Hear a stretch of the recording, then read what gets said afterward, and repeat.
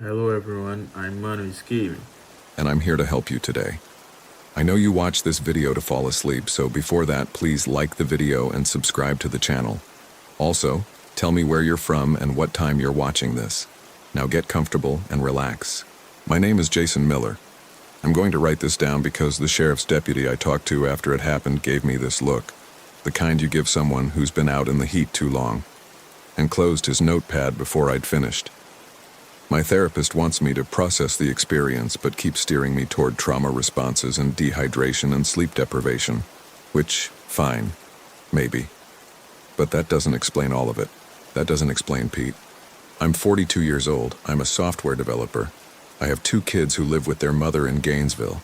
I do not believe in monsters. I did not go into those woods looking for anything except maybe to stop thinking about my divorce and my empty apartment, and the fact that I'd gained 18 pounds since March. That's all this was supposed to be. A camping trip. 5 days in Ocala National Forest, Florida. Late October, no cell service. Fresh air. Pete Gallardo has been my friend since we were 20. We played intramural basketball at University of Florida and stayed in each other's lives through marriages, through kids, through the slow grinding down that happens to men in their 40s. Pete went through his divorce 3 years before mine. He's the one who told me the worst of it passes. He'd been right. He was right about most things. He's the one who suggested Ocala. He'd been out there before, a dispersed camping site he knew about off FR 73, past where most people bother to go. He said it was quiet. He said it was what I needed. He was convincing in the way he always was. Calm, practical, made everything sound sensible. We'd take his F-250, tow the little pop-up trailer he'd had since his kids were small, go in on a Thursday, come out Monday. I said yes the same day he asked. I want to be specific about what Ocala National Forest actually is because people picture Florida and think beaches and theme parks. Ocala is different. It's 430 acres of scrub pine and sand and cypress swamp. The longleaf pine forests look thin and sparse, but they go on for miles, flat as a table, and once you're inside them you can't see far in any direction because the undergrowth, palmetto bushes, sawgrass, wax myrtle, crowds the gaps between the trunks. It's not dark in there during the day, not exactly, but it has a quality to it, a flatness, that makes everything look like it's being seen through dirty glass. The springs are gorgeous.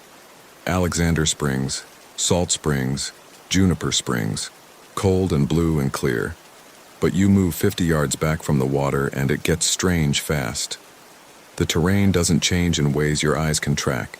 You think you're walking a straight line and you're not. I'm saying this so you understand, this is not deep wilderness. There are campgrounds with electrical hookups. There are hunting clubs. There are forest roads.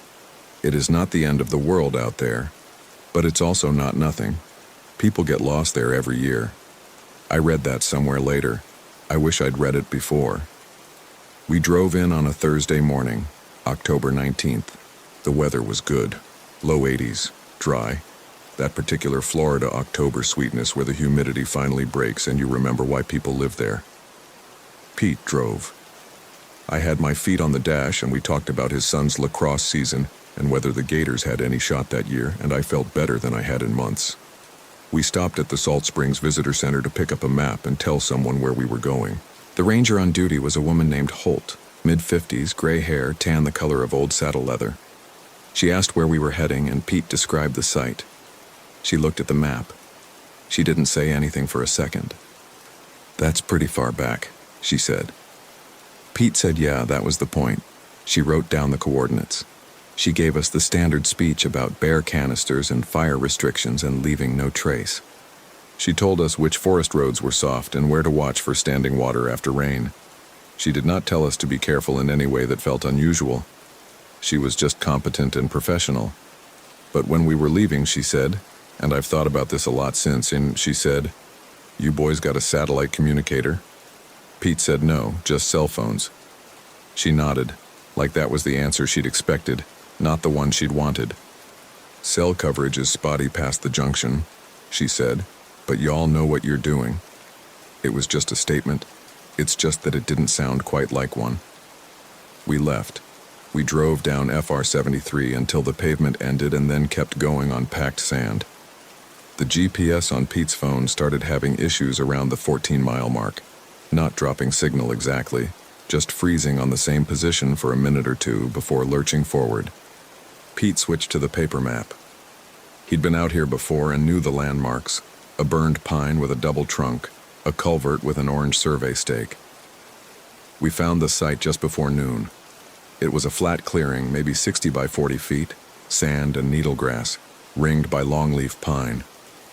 A stone fire ring somebody had built years ago. Good sight lines in 3 directions. On the fourth side, maybe 40 yards back, the scrub got thicker and then dropped down into a low area that Pete said was a seasonal wetland. Dry now, in October. He knew this site. He'd stayed here before. Twice, he said. Both times in January. We set up the trailer. We ate lunch. We split half a six-pack and watched a pair of red-tailed hawks work the thermals above the pines, and it was all exactly what it was supposed to be. That first night, the fire gave us trouble. That sounds small. Fires can be hard to start. We had dry wood, we'd brought our own, and starter squares and a lighter. It's not complicated. But the fire that night kept wanting to go out. We'd get it going and step back, and 10 minutes later, it was smoldering. Pete knelt down and worked it for 20 minutes, adjusting the structure, protecting the coal bed from a wind that wasn't really blowing. He's competent outdoors, Pete. He's patient. He finally got it going, and we sat with it, and it burned, but lower than it should have. Blue-orange at the edges in a way Pete noticed too, because he said, "Huh, that's the green wood." But we hadn't used green wood. Neither of us said anything else about it. I slept fine that night. Woke at 3 to use the bathroom, stood in the dark outside the trailer, looked up. Good stars. The woods around the clearing were quiet. I'd expected to hear frogs or insects. October in Central Florida, there should have been something. But it was quiet enough that I could hear my own pulse in my ears if I focused on it. I put it down to being used to city noise. I went back to sleep. Friday the 20th. We hiked in the morning along a fire break trail that ran east for about 4 miles before curling back around toward the forest road. Long flat walk through scrub. We saw deer sign, a gopher tortoise, the tracks of something large in a soft patch of sand that Pete thought was a hog and I didn't look at too closely. Good day. We cooked over the fire in the afternoon and it burned right that time. Normal orange. Normal heat. After dinner, Pete walked the perimeter of the site like he sometimes does.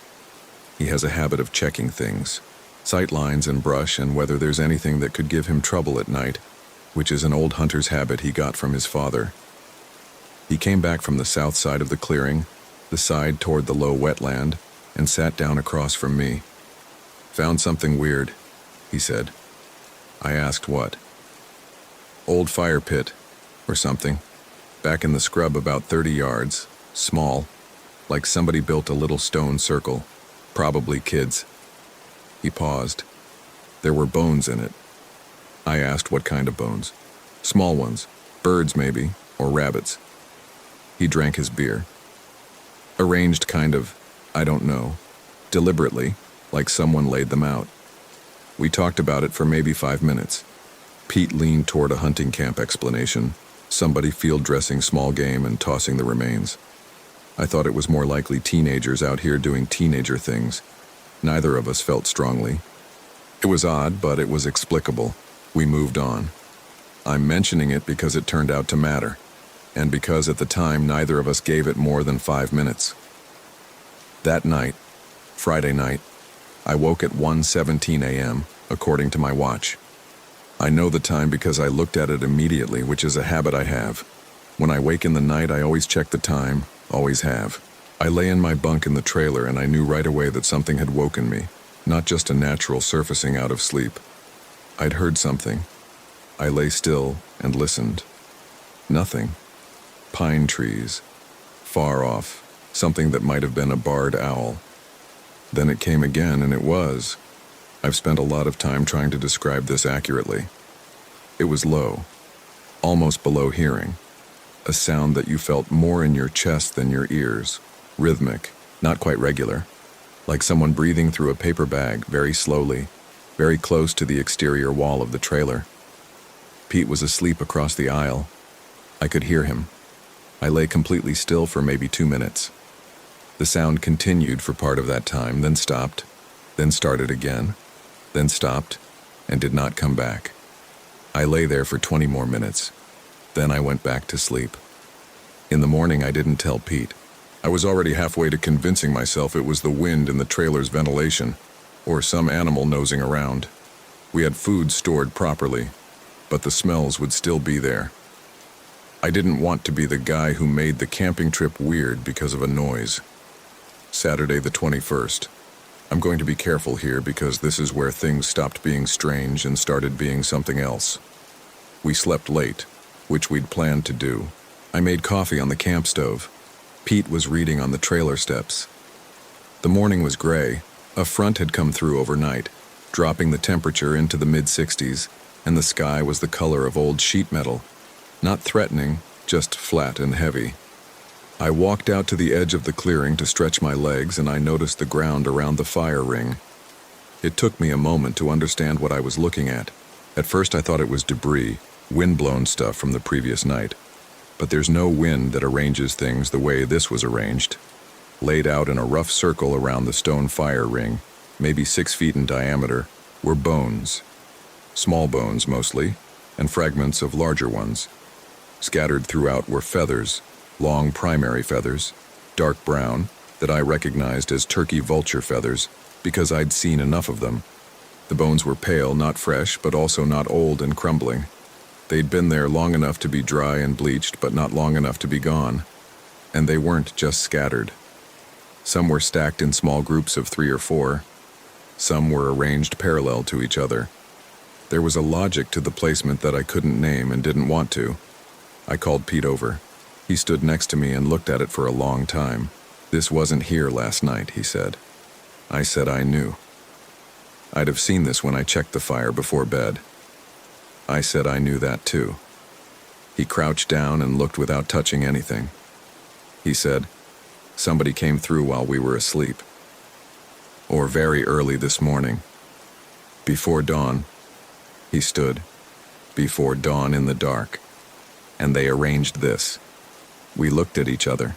Pete's the kind of man who doesn't perform calm. He actually is calm most of the time, in that way some people are wired, where panic just isn't their first setting. He was not performing calm right now. He was working to get there. We ate breakfast. We talked about whether to pack up and leave. We went back and forth on it for almost an hour. The conclusion we reached was that we were not going to let some person, and it was a person. We agreed on that, a person with too much time and a very strange hobby, run us out of the woods. We agreed to be more alert. Pete's a hunter and he had his .357 with him. He loaded it, something he hadn't bothered to do before. We cleaned up the bones, Pete using a stick to push them aside rather than touching them, and rebuilt the fire and agreed to sleep in shifts that night. I should have listened to the part of me that wanted to leave. I know that. But the human brain is very committed to finding explanations that let it continue being comfortable. The shift arrangement lasted until about 10 that night, when Pete, who had the first watch, came back inside and said it was too cold to sit up and he'd set up an alert on his phone for unusual motion using the camera app. I said, "Okay." I said that because I was tired and I didn't want to argue, and because the rational part of my brain was still in charge. I went to sleep at 10:30 and I slept without interruption until nearly 5 in the morning, when the trailer door opened and I came awake to see Pete, already dressed, already wearing his jacket, standing in the doorway. He said, "I heard something." I sat up, in the scrub, by the wetland. He was holding the .357. "I'm going to go look." I told him to wait for daylight. That's exactly what I said. Wait for daylight. I even started to get up to put my boots on to go with him, but he was already moving. He said, "It's right at the edge. I'll be 10 minutes. I can see by the phone light." The last thing Pete Gallardo said to me before he stopped being Pete was, "Go back to sleep, I'll be right back." He was gone for 27 hours. I want to be honest about what I did during those hours because people have asked and I've been ashamed about some of it. The first hour I was annoyed. This is the truth. I thought he'd gone deeper than he intended and gotten turned around in the scrub and was working his way back, and I was annoyed because it was cold and I was tired. I made coffee. I sat by the trailer with the coffee and I waited. By hour 2, I was worried, not panicked. He had his phone. The forest road was less than 2 miles in a direction he knew. He was an experienced outdoorsman, but worried. By hour 4, when the sun had been up for 2 hours and the gray sky was lightening towards something almost bright, I was scared. I walked the perimeter of the clearing. I called his name. I went to the edge of the scrub on the south side and called again and listened. Nothing. My phone had no signal. I tried 9 times over the course of the day. On the 6th try, I got enough bars for a text to send. I could see the delivery confirmation, but no response. I sent 3 texts. None were answered. I want to tell you what that day was like, alone in that clearing. I know it's not the most dramatic part of what happened, but it's what I keep coming back to. There are no words for what full isolation feels like when you're scared. I don't mean that poetically.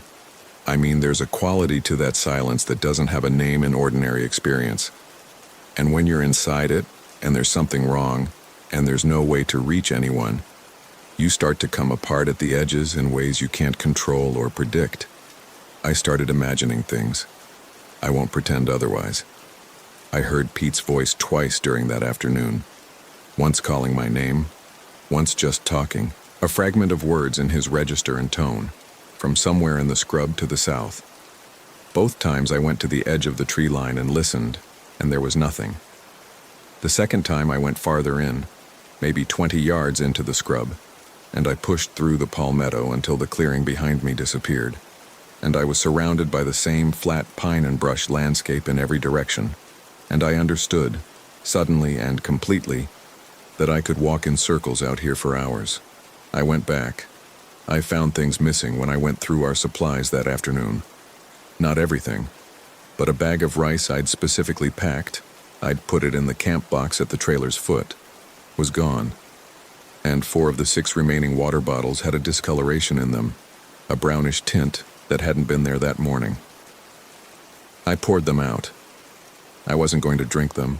We had the camp water filter for stream use, but there was no running water closer than the forest road 2 miles away. I had 2 clean water bottles and a sick feeling in my stomach that had nothing to do with dehydration. The fire that night, I built it alone and I built it big, burned on one side only.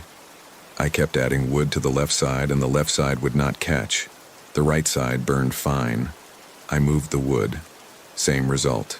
I gave up eventually and sat beside it on the right side and stared at the tree line and held the hunting knife I'd brought in my lap, which I know is not much of a weapon, but having a handle to grip helped me stay in my body. The stars were wrong. I know how that sounds, but I have an amateur's knowledge of the night sky.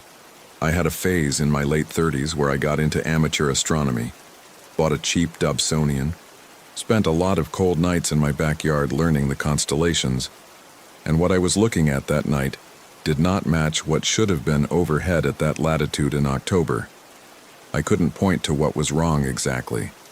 It was more that the proportions were off, the distances between familiar groups, like looking at a face you know in a convex mirror.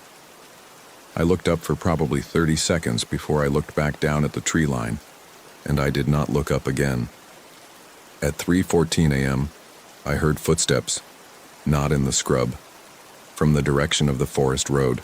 Slow, regular footsteps in the sand, and then Pete walked into the firelight. He looked physically fine. His clothes were dirty. His jacket was torn at the left sleeve. There was a scratch on his cheek. But he was walking upright and his eyes were open, and he came right into the light without hesitation, without calling out, without the automatic, "Hey," or "It's me," that a person coming back to a camp after a long absence would say. He just walked in and sat down on the camp chair across the fire from me. I said his name. He said, "Hey, Jace." I asked him what happened. Where had he been? Was he okay? He said, "Lost track. I'm fine. Sorry, man." He reached up and touched the scratch on his cheek like he'd forgotten it was there. Got turned around. Spent the day working my way out to the road and then back. I wanted to believe this, I'm telling you I wanted to. The relief of seeing him was physical. I felt it in my legs, a sudden weakness, like tension I hadn't known I was carrying, had been cut loose all at once. I handed him water. I asked him questions. He answered them. He said he was hungry. He ate a protein bar, and then a second one. He looked into the fire while he chewed, and he didn't say anything. I said, "You scared the hell out of me." He said, "I know, sorry." I said, "We should leave in the morning. This is too much." He said, "Yeah." Then after a pause, "Yeah, you're probably right." Then I said something. I can't even remember exactly what. Some reference to a trip we'd taken together in 2009, a drive through the Keys, some specific detail, and he didn't respond the way he should have. He looked at me. He nodded. He said, "Sure, yeah." But he didn't remember it. I could tell. Not the way you forget something, where there's a visible effort at retrieval and then an apologetic laugh. He looked at me the way you look at someone describing an event you were not at. He covered it fast. Pete's smart, Pete's quick. But there was a seam there, a small, terrible seam. I didn't push it. I told myself he was exhausted, disoriented, maybe slightly hypothermic from a night and a day in the scrub. I told myself these things with conviction. I talked him into the trailer and I lay in my bunk and I listened to him breathe across the aisle and I did not sleep until nearly dawn. Sunday, the 22nd. I want to be as accurate as possible about what Pete was like that day because I've been over it so many times in my head that some of it has started to feel uncertain, and I don't want uncertainty. I want to write down what I observed before I lose it to the grinding of my own rationalization. He woke up before me, which wasn't like him. Pete sleeps late, always has. He'd made coffee on the camp stove and he was sitting outside when I came out at 7, and he looked up and smiled and said good morning. The smile was fine. It was his smile. I've been trying to find something wrong with it, some uncanny valley quality that would retroactively validate everything, and I can't. It looked like his smile, but over the course of the morning, the wrongness accumulated. He called me Jason. Pete has never called me Jason in 22 years. He's called me Jace since sophomore year. I didn't mention it the first time. The second time I said, "Since when do you call me Jason?" And he looked confused for a beat and then laughed and said, "Sorry, Jace, still foggy." But after that he called me Jace exactly the right number of times, once every few exchanges, natural, not performed, in a way that felt like a correction rather than a habit. He couldn't locate the portable water filter without me pointing it out, and it was in the same exterior pocket of his pack it had been in for 3 days. He asked me mid-morning how my kids were doing. I told him they were with their mother in Gainesville. He said, Right. How old are they now?" My kids are 11 and 9. Pete has seen them dozens of times. He'd coached my older one at a Saturday soccer clinic 2 years ago. Every time I flagged one of these, and I didn't flag most of them, I couldn't keep processing them in real time. He recovered. He filled in correctly. He was attentive in a way that felt like watchfulness more than engagement. He was looking at me, studying me. I need to stop and say something here. I was on maybe 4 hours of fragmented sleep over 2 nights. I'd been alone in the woods for 27 hours, scared for my friend's life. I had no way to contact anyone. I was dehydrated. Any one of these things would have been enough to make me unreliable. I know this, but I also know what I know about Pete Gallardo, and what I know is 22 years deep, and some of what I was seeing was not the product of dehydration. We packed the trailer.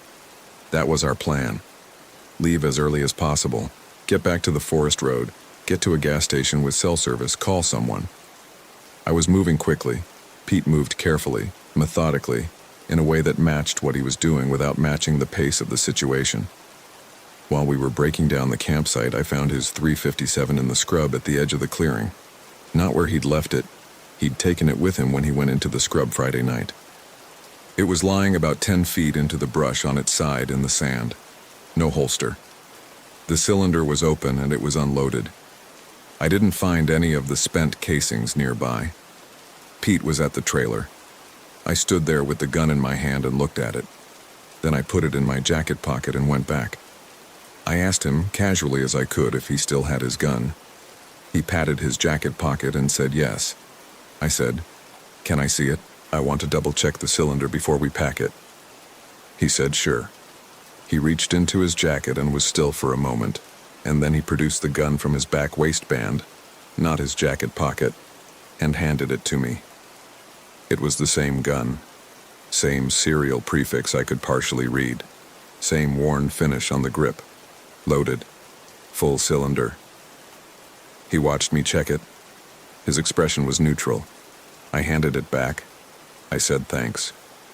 He nodded. I don't know what I'd found in the brush. I don't know if it was Pete's gun or someone else's that looked identical, though I've never heard of that coincidence happening. I just know that I put the one from the brush in my pocket, and I held on to it for the rest of the day. We drove out. Pete drove, which was automatic. It was his truck. The forest roads were fine, the same as on the way in. The GPS was still behaving oddly, freezing, lurching, at one point showing us 3 miles east of where we were, but Pete knows those roads and we didn't need it. Except, we drove for what Pete said was the right distance. We hit a junction that he said was the right junction, and turned. We drove, and we came back to the burned pine with the double trunk, which was not supposed to be behind us. It was a marker on the way in. It should have been miles back. Pete stopped the truck. He looked at the tree. He said, "That's not right." He turned around and we drove back the other way. We passed the junction. We kept going. We drove for 20 minutes. We did not emerge onto FR 73 or any numbered road. We came back somehow to the junction. Pete stopped again and stared at the paper map, and I could see in his profile that he was doing arithmetic, checking his landmarks, and not arriving at an answer that satisfied him. He said, "This doesn't make sense." I said, "Let's just pick a direction and stick to it." He said, "We can't drive in circles forever. The gas will run out." We had 3/4 of a tank. I pointed this out. He said, right. But something in the way he said it, the words coming after a pause that was a fraction too long, like a translation lag, put ice in my spine. I said, "Pete, what's out there? In the scrub? What happened to you?" He looked at me. His eyes were steady.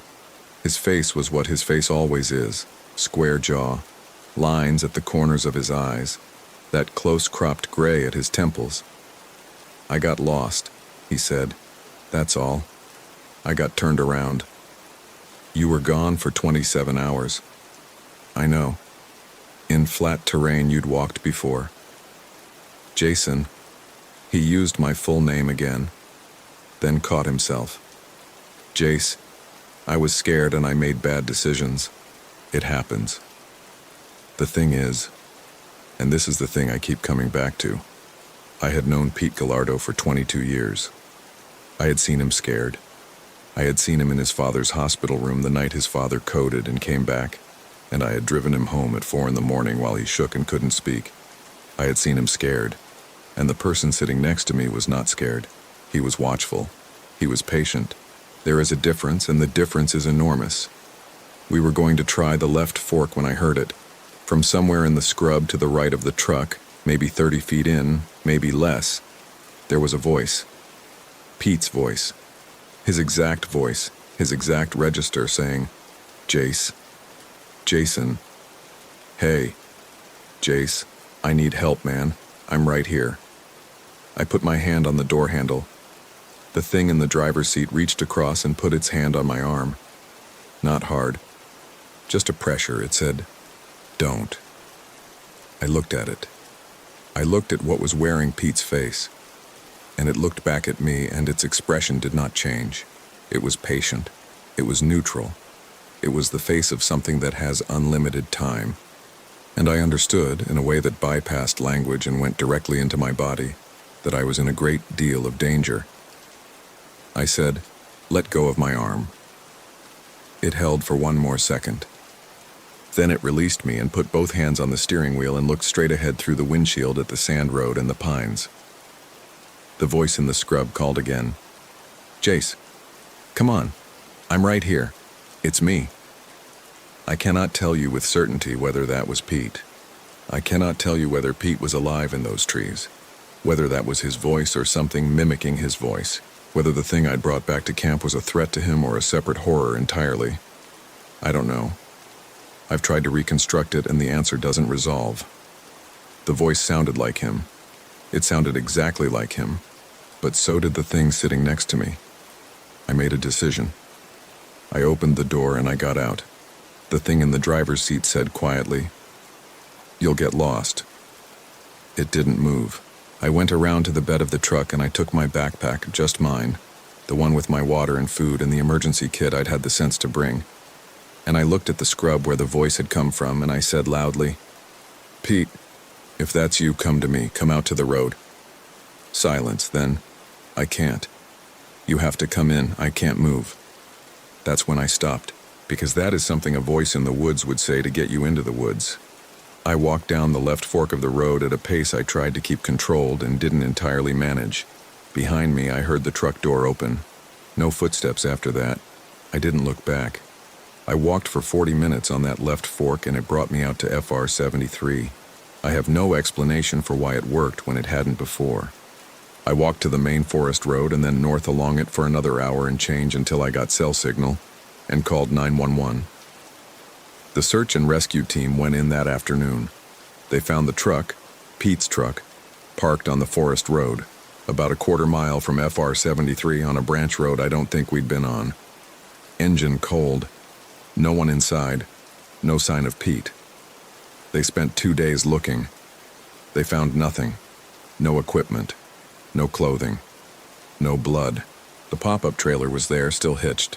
Our food was in it. My coffee mug was on the camp table from that morning. Everything was exactly as we'd left it. Except, one of the search team, a volunteer I talked to briefly, said there were bones around the fire ring at the campsite. She described a circular arrangement. She said it looked deliberate. They found no human remains. They found no evidence of foul play. The case is still open. I've called the Ocala Sheriff's Office 3 times since October, and each time I've been told there are no new developments. I've told this story twice in full. Once to the deputy who didn't believe me. Once to my therapist who believes something happened to me, but has a preferred framework for understanding it that doesn't require anything outside the medical literature. I understand why. I don't know what I'd say to myself if I were them, but here is what I know. I know my friend Pete Gallardo is gone, and I don't know where.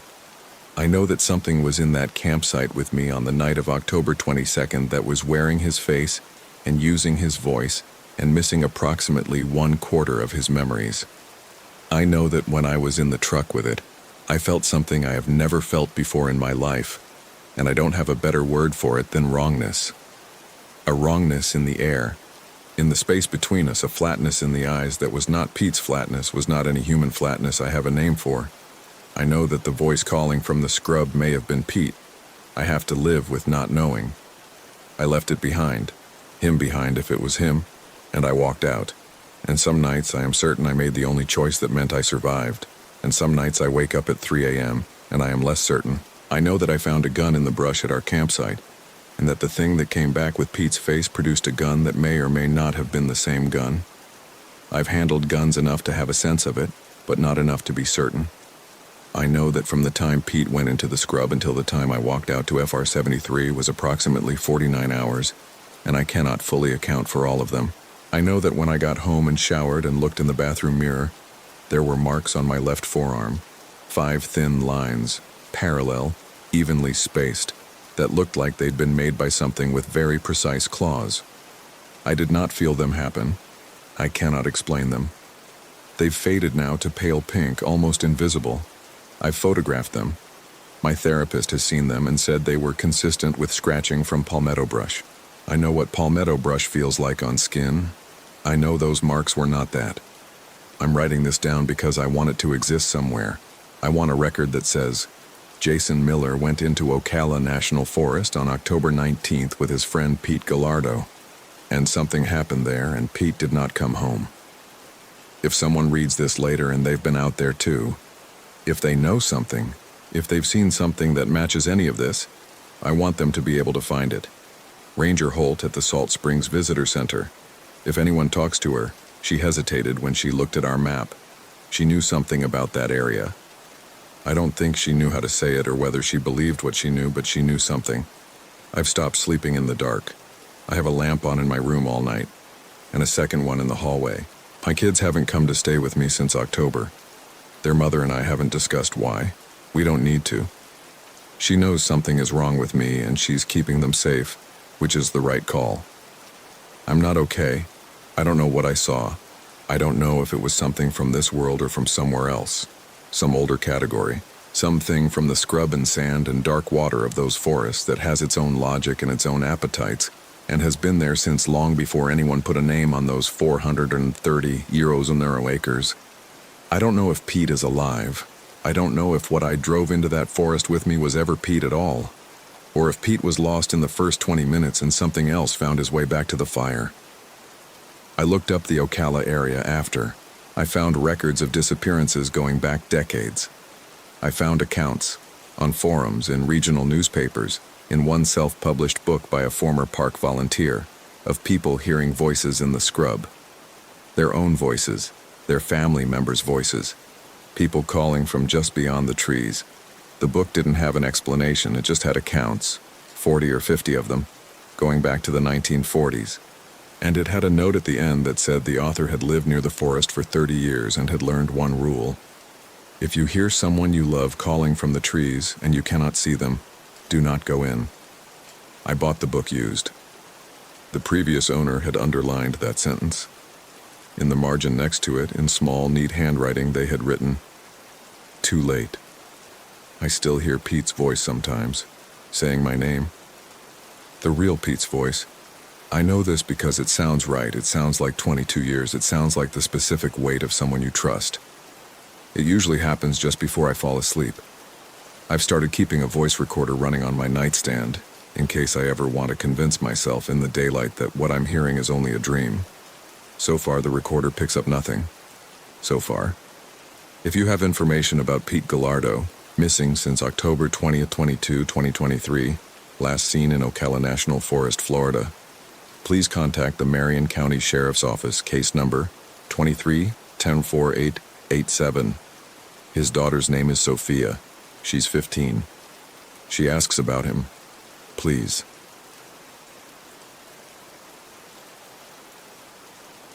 My name is Olivia Price.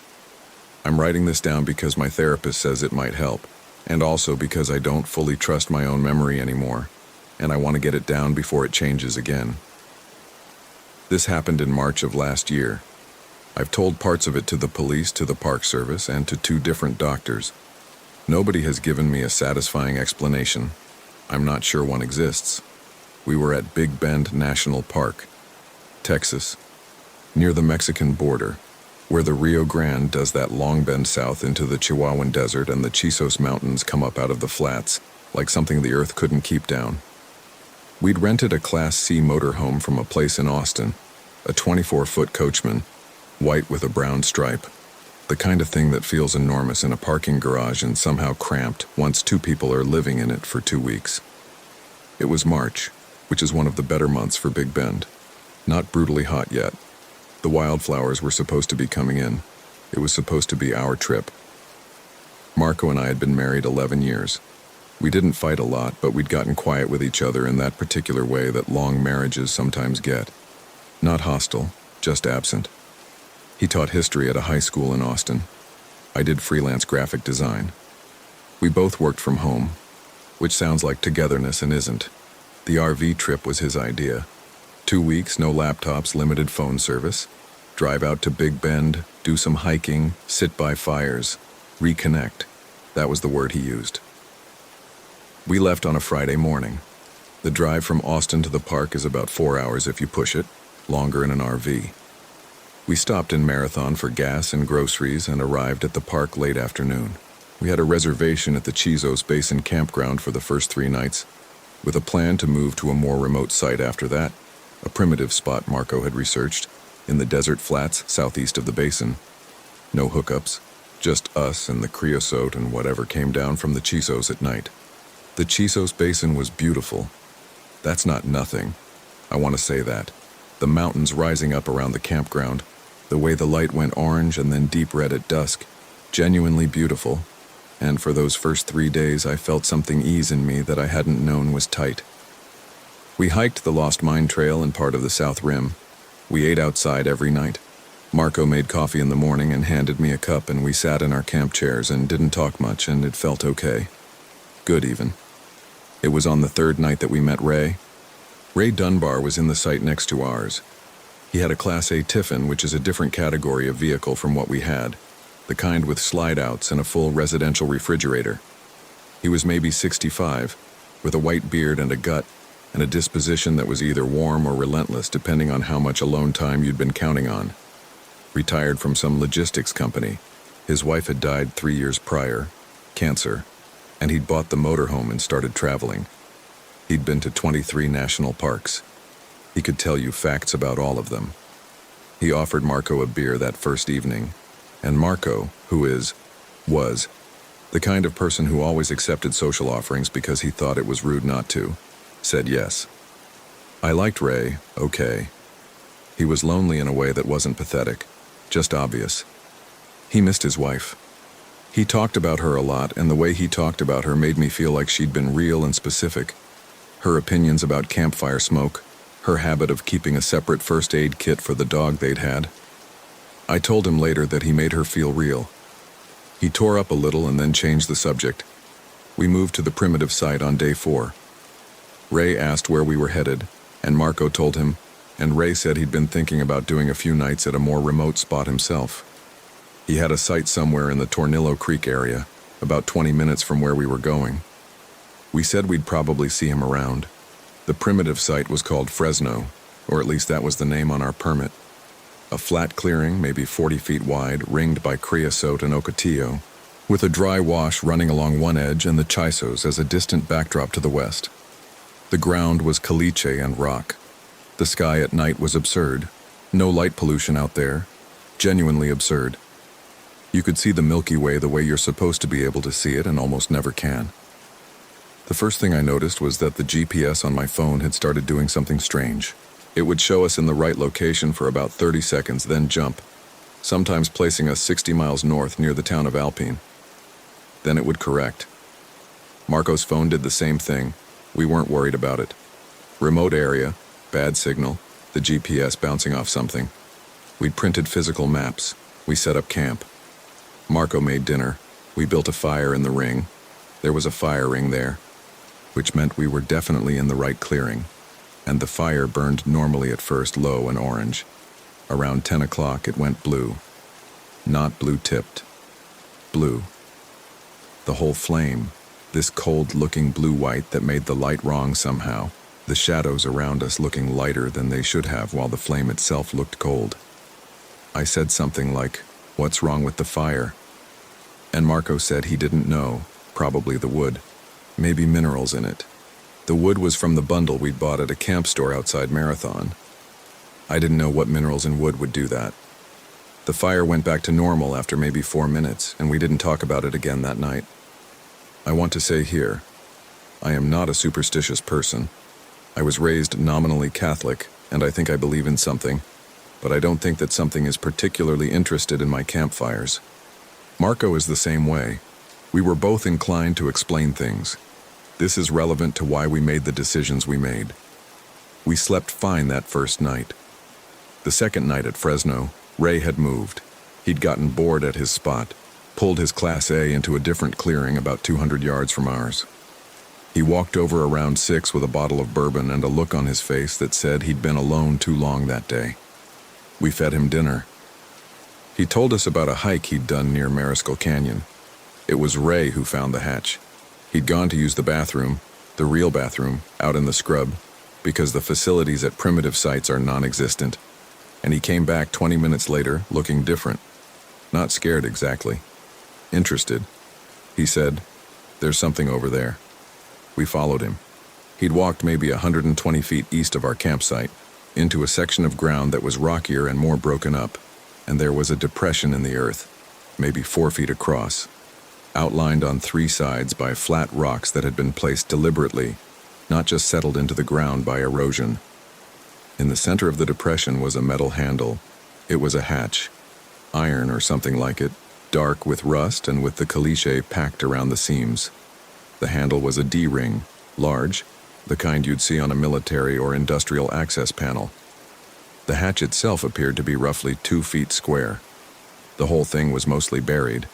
You could see the outline of it if you scraped away the dirt, which Ray did, using a stick, with the curiosity of someone who has spent a lot of time alone and finds even moderately interesting things very interesting. Marco was more thoughtful about it. He was a history teacher. He said it could be from an old mining operation. There'd been silver and mercury mining in the Big Bend region in the late 1800s and early 1900s. There were abandoned mines scattered all over. Or it could be related to military installations. Fort Davis wasn't that far away historically. Or it could be more recent. A water cistern, a storm shelter. He said we should not open it. This is the part I've gone over 1,000 times. Marco said we should not open it. Ray said we should open it a little, just to see what it was. If it was a mine shaft, we'd smell sulfur or bad air. If it was a water cistern or shelter, it might be useful to know about. I said something like, "There's probably a reason it's buried," which in retrospect was the correct instinct, and I didn't push it hard enough. We left it alone that night. The third night at Fresno is when things started to go wrong in ways I can't explain with minerals and firewood, or bad GPS signals. I woke up at some point in the middle of the night. I couldn't tell you the time, because my phone had stopped updating. It was showing 11:47 p.m. for what felt like hours, and Marco's side of the bed was empty. I looked out the window that faces east, toward the rocks and the depression and the hatch. Marco was standing outside. He was standing about 15 feet from the motorhome, facing away from it in the direction of the hatch. He wasn't moving. He was in his sleeping clothes, gray t-shirt, boxers, and he had no shoes on, which was unusual for him even in a campground. Marco was fastidious about footwear. He'd had plantar fasciitis, and he never went anywhere without shoes. I went to the door and said his name, not loudly. He turned around and looked at me. His face was fine. I want to be precise about this because I've been asked about it several times. He didn't look wrong, exactly. He looked like someone who'd been caught doing something, slightly startled. He came back inside and said he couldn't sleep and had gone outside to look at the stars. I asked him why he was standing so still, and he said he hadn't been standing still, he'd been walking around. He didn't seem hostile or strange. He got back into bed. I didn't sleep again that night. In the morning, I found that my sleeping bag was on the floor. I sleep on my back and I don't move much, and I wouldn't have kicked it off. I zipped myself in. When I said something about it, Marco said I must have done it in my sleep. I didn't push it. We had breakfast outside. The desert was beautiful again in the morning light, the way it always was. That particular quality of high desert silence that sounds like nothing until you realize it's a kind of fullness. I was trying to decide if I was frightened or just tired, and the difficulty of separating those two things was itself a little frightening. Ray came over again around 9. He went straight to the hatch. He'd been thinking about it, he said. He was pretty sure it was a Cold War-era installation, maybe a communications relay shelter or a supply cache. He'd read about similar things being found in remote areas of the Southwest, leftovers from a time when the government was burying things all over the desert in case of nuclear war. He had a pry bar in his Class A. He traveled prepared. And he thought if we cleared some of the dirt from the seam, the hatch might open without much trouble. Marco, who had said the night before we shouldn't open it, said sure. I said I thought we should leave it alone. I said it again. Marco and Ray looked at each other in that particular way that two people look at each other when a third person is being cautious and they've already decided to do the thing. I know that look. I've been on the other side of it. It's not malicious. It's just the momentum of curiosity, and it's almost always harmless. Almost always. They dug for about 40 minutes. The pry bar went in, then a camp shovel Ray had brought, and then their hands, scraping at the caliche around the seam. The D-ring handle had corroded in place and Ray had to work at it with the pry bar. and when it finally broke free, it made a sound, a kind of dense, structural sound, not a pop, but a shift, like a building settling. The hatch came up about 3 inches before it stopped against something, and then Ray put the pry bar in the gap and leaned on it, and it came the rest of the way open. The air came out. That's what I remember most clearly. The hatch swung up and there was this exhalation. That's the only word for it. It felt like breath of air from below. It was cool, which in itself was strange because the desert around us was already warm at mid-morning, and it had a smell. I've tried to describe the smell to the doctors and to the Park Service investigator, and I've never gotten it exactly right. The closest I've come is old paper and something mineral, like the inside of an abandoned well, and underneath that, something organic that wasn't quite rot, but was in the same neighborhood, like something that had been sealed away and was now, very slowly, becoming part of the air again. Marco was crouched right next to the hatch when it opened. He was closest to it. Ray was behind him with the pry bar. I was standing back, maybe 8 feet away. I breathed it too. The air came out in this broad exhalation and I breathed it. I want to be clear about that. I breathed it, just less of it. We looked into the hatch. It was dark below and we needed flashlights, and when we shone them in, we could see the top rungs of a metal ladder going down, and below that, a small chamber, maybe 8 feet square from what we could see, with concrete walls and a dirt floor. There were shapes on the floor. Small shapes, hard to make out from above. Ray identified them as cans. Food tins, maybe, or supply cans. He thought he could see writing on the walls, too far down to read. Nobody went down. That's one thing I'm clear on. We looked, we pointed our lights, and then Ray said, "Hell of a find," and Marco said, "Yeah," and I said we should close it back up, and we did. Marco pulled the handle back down and pressed the hatch into the frame. The seal wasn't as complete as before. You could see the gap around the edge where the rust and caliche had crumbled, but it was down. That was mid-morning. By afternoon, Marco had started to change. I want to be careful here because I'm aware of how this sounds. I'm aware that people hear, and then he changed, and they think, she's traumatized. She's looking back at normal behavior and reading it wrong. She's constructing a narrative.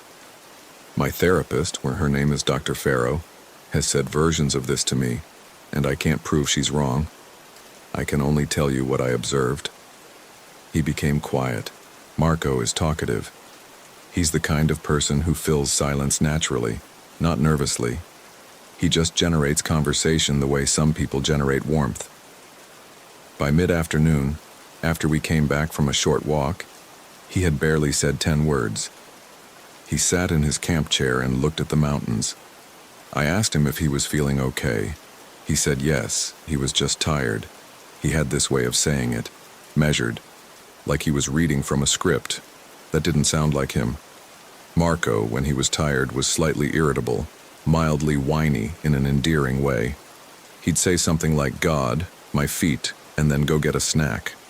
He didn't say he was tired in a deliberate, careful voice. He also didn't eat lunch. Marco loved eating. He planned meals on camping trips the way some people plan hiking itineraries. By evening, Ray had noticed too. Ray was perceptive in the way that people who've been alone a lot become perceptive.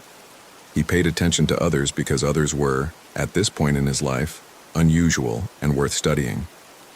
He caught me at the water jug and said quietly, "Your guy doing all right?" I said I thought so.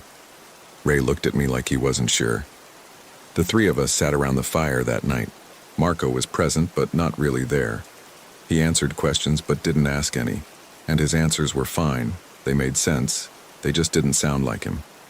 They sounded like a summary of him, like someone who had studied Marco from a distance and was producing accurate but slightly off approximations of what Marco would say. Around 9, Marco said he was going to bed. He went inside. Ray and I sat by the fire, and Ray said, "How long has he been like that?" And I said, "Since this afternoon, since the hatch," and Ray went quiet for a moment and then said, "We shouldn't have opened it." I said I knew that. He said, "I'm serious, Olivia. We should probably not have opened it." The way he said it the second time was different from the first. I asked him what he meant. He said he didn't know exactly. He said he'd been camping for 30 years and he'd seen things out here, remote places, isolated places, that he couldn't explain. He told me about a conversation he'd had with a ranger in a different park, years ago, about a campsite that had to be closed because 4 different groups of campers had reported experiences they couldn't explain. Hearing things, finding their gear rearranged. One couple had packed up and left in the middle of the night, and when the ranger asked them what happened, the wife said her husband had started talking in a voice that wasn't his. The ranger hadn't included it in any official report. I don't know if that story is true. I don't know if Ray believed it. I don't know if he was trying to help me or just fill the silence, because he was a lonely man, and sometimes lonely men tell stories without fully knowing why.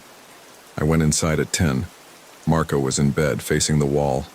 I lay down next to him. His breathing was regular. He didn't move when I got in. I woke up at 3 a.m. because something was wrong with the smell inside the motorhome. It was the same smell from the hatch. Fainter, much fainter, but recognizable. That mineral organic smell, old and sealed. I sat up and the smell was stronger on Marco's side of the bed. I turned on the small reading light. Marco was asleep, or appeared to be. His face was turned toward me. His eyes were open, not all the way. A sliver. And in that sliver I could see the white of his eye, not the iris, just white, like they'd rolled back. He was breathing normally. His face was otherwise peaceful. I got out of bed. I went to the little bathroom and sat on the closed toilet seat and tried to think clearly. I told myself there was a rational explanation. Some people sleep with their eyes partially open.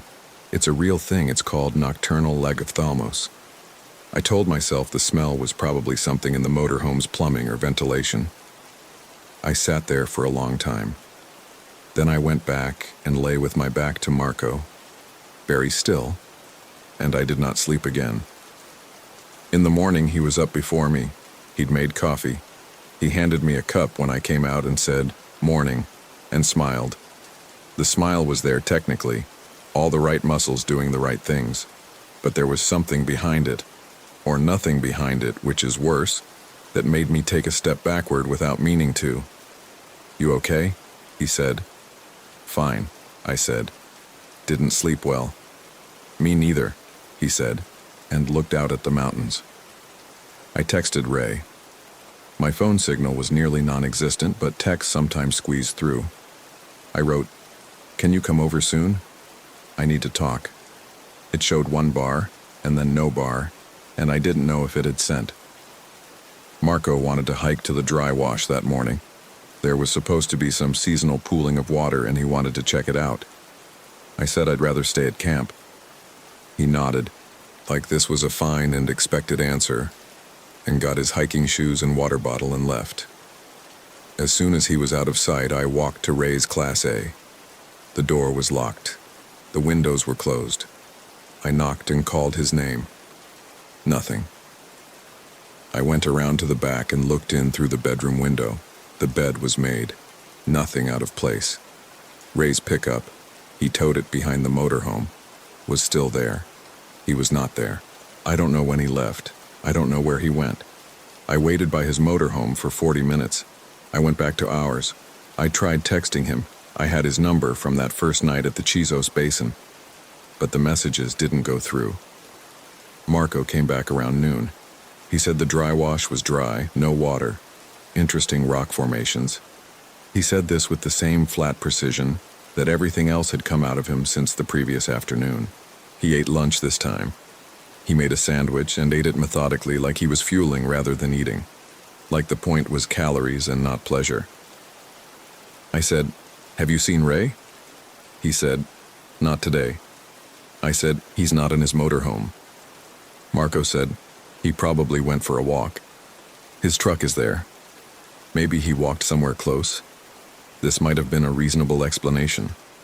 I couldn't tell any more what was reasonable. I felt like the ground under my ability to assess things had shifted slightly, the way the GPS had shifted us to somewhere we weren't. I made a decision. I said I wanted to leave. I said I wasn't feeling well, which was true. and I thought we should pack up and head back toward the basin campground, see if we could get a site, spend our last 2 nights somewhere with hookups and other people. I said it carefully, reasonably, and watched Marco's face while I said it. Something crossed his face. Very brief. Not anger. It wasn't anger, and that was almost worse. It was more like a door closing. He looked at me for a moment, and then he said, "Whatever you want to do." We packed up. It took about 2 hours. Marco was helpful. He did what he was asked to do efficiently and without comment. He helped break down the campsite, stowed the chairs, ran the slides in. He did not offer, the way he usually would have, to walk around the outside checking clearances or handle the connections. He did what I asked and stood still when I didn't ask anything. Before I got in the driver's seat, I walked back to the hatch. I don't know why I did this. I don't know what I thought I was going to find. The hatch was still there, sitting in its depression, the gap around the seal visible where we hadn't been able to reseat it properly. Looking at it in the afternoon sun, it looked ordinary and industrial, something maintenance-related, something to do with drainage or water access. I told myself this. I told myself there was an explanation. I got in the motorhome and drove us out. Marco sat in the passenger seat and looked out the window the entire drive. He didn't comment on the scenery. He didn't say anything about leaving early. He didn't ask if I was okay. And in 11 years of knowing him, I can count on one hand the number of times he would have passed up that opportunity if he'd sensed I was upset. We got back to the Chisos Basin campground and they had one site available. We got hookups. There were other campers around, families, couples, a group of young people in tents. The normalcy of it almost made me cry. I plugged in my phone. I had several missed texts from Ray's number. They had come in over the past 6 hours as my phone bounced in and out of signal. They said, in order, "Don't stay, something came up with him, Olivia. I am serious, you need to go. Are you still there? The hatch, please tell me you left." And then the last one, which came in 4 hours after the others. "I found something down there." I went in. There was writing on the walls. Old. I don't know who wrote it or when. I took pictures. "Something is wrong, I need to show you." That was the last message from Ray. I tried calling the number. It rang 4 times and went to voicemail. Ray's voice on the greeting, cheerful, saying to leave a message. I left one. I tried several more times. Nothing. I called Park Service non-emergency and reported that a camper at the Fresno Primitive area seemed to be missing. His motorhome was still there. His truck was still there. I gave them Ray's name and a description. They said they'd send someone to check. Marco was in the back bedroom. He'd gone to lie down when we arrived. I heard him walking around sometimes, short circuits back and forth. I don't know what he was doing. Around 6, I made dinner. I called Marco out. He came and sat and ate in the same methodical way. He looked at me occasionally. His eyes were normal, irises visible, blinking at a regular interval, tracking my movement when I moved. Everything looked fine. Nothing looked fine. I asked him flat out how he was feeling. He said he was fine. I said, "Do you feel different than you did 3 days ago?" He thought about this, genuinely seemed to think about it, which was a small, strange relief. And then he said, "I feel like things are clearer." "Clearer how?" He said, "I don't know how to put it, like some of the noise is gone." "What noise?" He looked at me for a moment and said, "The noise of being a person." I didn't know what to do with that. After dinner, he washed the dishes, which he did, and then he said he was going to bed early. It had been a tiring couple of days. He went into the back bedroom. I heard the door close. I sat in the front cab until midnight. At midnight, I heard him in the back bedroom, not moving, not the sound of someone shifting in bed or getting up for water. A different sound. I went back and put my ear to the door. He was talking, not loudly. A low, continuous murmur. I pressed my ear to the thin door. It wasn't English. I can't tell you what language it was. I'm not fluent in much beyond English and basic Spanish, so I'm aware I'm limited in my ability to identify. It wasn't Spanish, it wasn't French or German. It was something without the sounds I expected, with sounds I didn't have reference points for. long fricatives and a clicking thing that punctuated certain phrases. He was speaking it quietly, but not whispering, like someone dictating into a recorder. I knocked on the door. The sound stopped. I waited. He opened the door. He was in his sleeping clothes. He looked at me and said, "Can't sleep." I said, "Were you on the phone?" He said, "No signal." I said, "I heard you talking," and he said, "I was reading." I said, "What were you reading?" He didn't say anything for a moment, and then he said, "I don't remember." And he said it the way someone says something that's true, but they know sounds like a lie. I said, "Marco, I need you to tell me if you feel okay. I need you to actually tell me." He looked at me for a long time. And something happened then that I've tried to describe to Dr. Farrow a dozen times and never gotten right. His face did something. It didn't go blank. It went the other direction. It became very present, very focused, and the focus was not warm, not hostile either. It was like being looked at by something that was interested in you the way a scientist is interested in a specimen, not because it wants to harm you, but because you're data. He said, "I'm fine, Olivia." Then his face went back to Marco's face, all the familiar topography of it, and he said, "Get some sleep. You look exhausted." I didn't sleep. I sat in the driver's seat all night. In the morning, a park service ranger came by. Not about Ray. They said they hadn't located him yet, but a law enforcement ranger was heading to the Fresno site. This ranger was there on a welfare check on us. Someone at the campground had apparently radioed in that a woman was sleeping in the front of her motorhome and seemed distressed. The ranger's name was Elena Ruiz. She was maybe 35, short, with the kind of composure that either comes from the job or is why someone takes the job. She asked if everything was okay. I said it wasn't. She asked me to step outside, which I did, and we walked a little way from the motorhome, and I told her some of it. The hatch, Marco's behavior, Ray's texts, the language. When I finished, she was quiet for a moment and then asked if my husband had been drinking or using anything. I said no. She asked if he had a history of mental health episodes. I said no, nothing like that. She asked when the behavior had started, and I said after we opened the hatch. She asked me to describe the hatch. I described it. She wrote things down. Then she said, "Can I speak with your husband?" She went inside with me. Marco was up, making coffee, and he greeted Ranger Ruiz with what appeared to be total normalcy, pleasant, coherent, answering her questions with the easy fluency of someone who has nothing to hide and knows it. He even expressed what sounded like genuine concern for Ray. Ranger Ruiz looked at me across the small table, and I could see her reassessing. I could see the phrase stress and sleep deprivation forming in her professional mind. She told me the law enforcement rangers were going to the Fresno site to look for Ray and to look at the hatch. She gave me her card. She told me to call if anything changed. After she left, Marco poured me coffee and said, "I know I've been off. I'm sorry. I think this trip wore me out more than I expected." I took the coffee. I held it. "What were you reading last night?" I said. He said, "I told you. I don't remember." "Marco, I heard you talking. It wasn't in English." He looked at me. He said, "Olivia, I was reading. Maybe I was reading out loud. I do that sometimes when I'm tired." "You don't do that. You have never done that." He looked at me for a moment longer. Then he said, "I think the hatch scared you more than you realize. I think we both need to get home and decompress." This is the thing about the way he was. Everything he said was reasonable. Everything tracked. If you didn't know him, if you were Ranger Ruiz hearing him for 5 minutes, there was nothing wrong.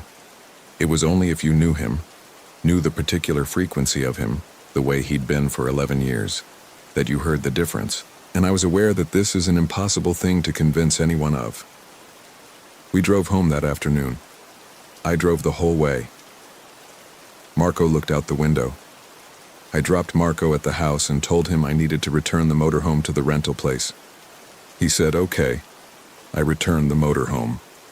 I did not go back to the house. I went to my sister's. I told her I needed a few days. I didn't tell her why, not then.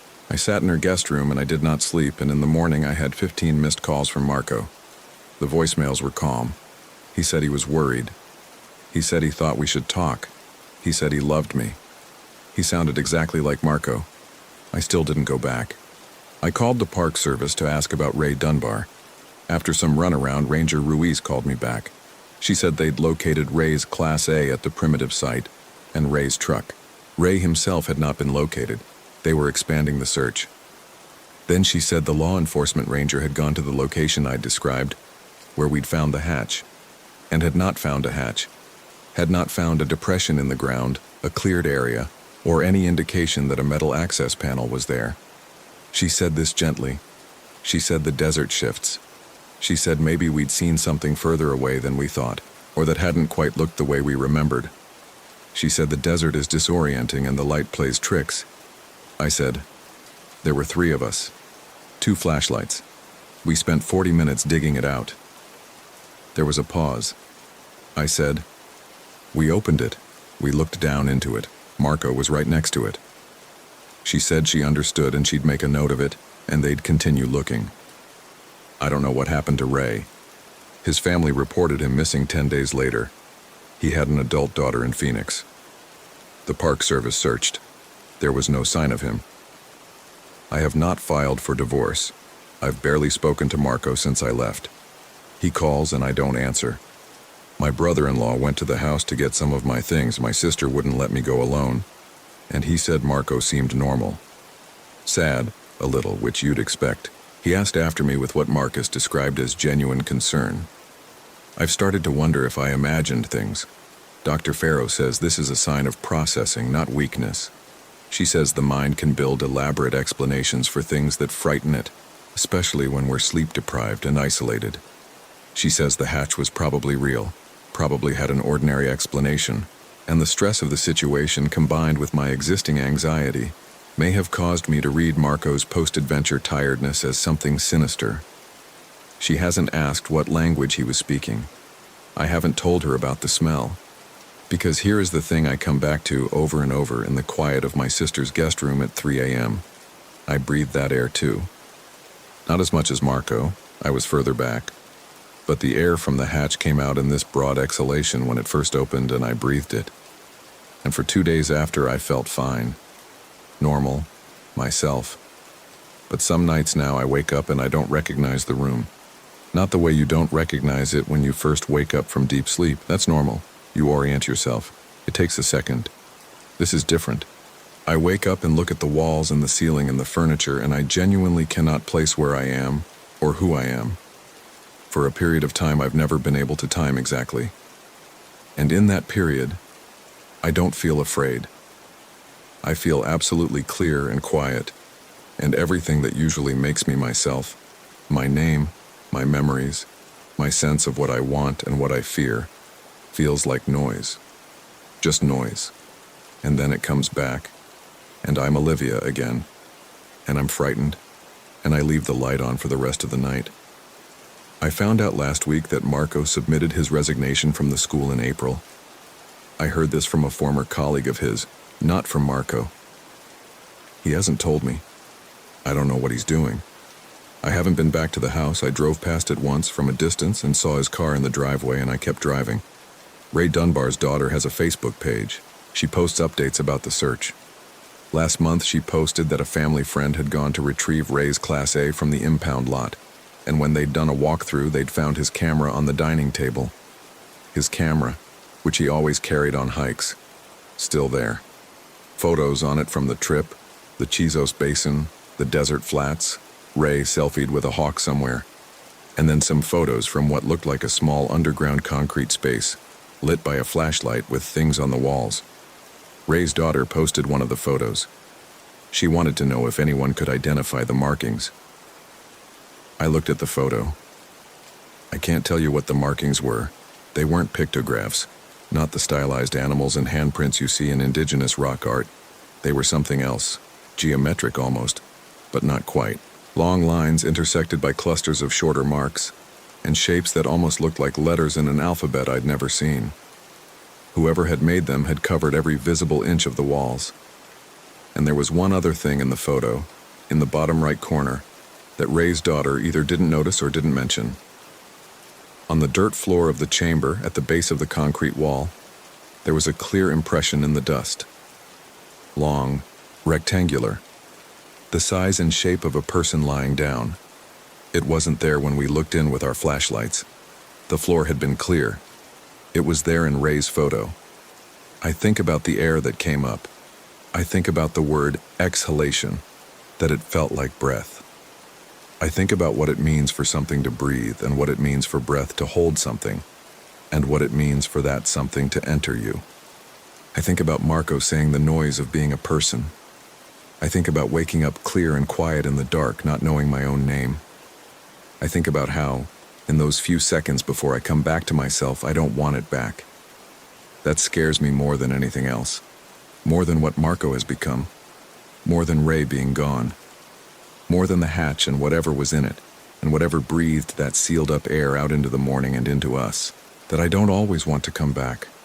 That's all I'm going to write down if something happens, if I go somewhere or Marco does, or if someone finds this and needs to know what led up to it. This is what I know. This is what I can tell you. The hatch was real. Ray Dunbar is still missing. My husband is something that looks like my husband. And somewhere out in the Chihuahuan Desert, in a clearing near a dry wash southeast of the Chisos Basin, there's a hole in the ground that someone already opened once. Don't let them open it again.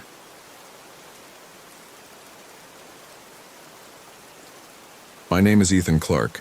Every time we slept, we woke up later than we should have, and it was always closer. I'm writing this down because I've been told it will help to externalize it.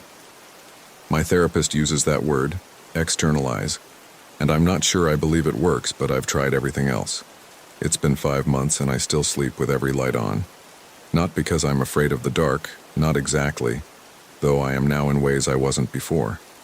It's those 3 seconds when I first open my eyes, the 3 seconds before I can locate a clock, before I know what time it is, what day it is, how long I've been under.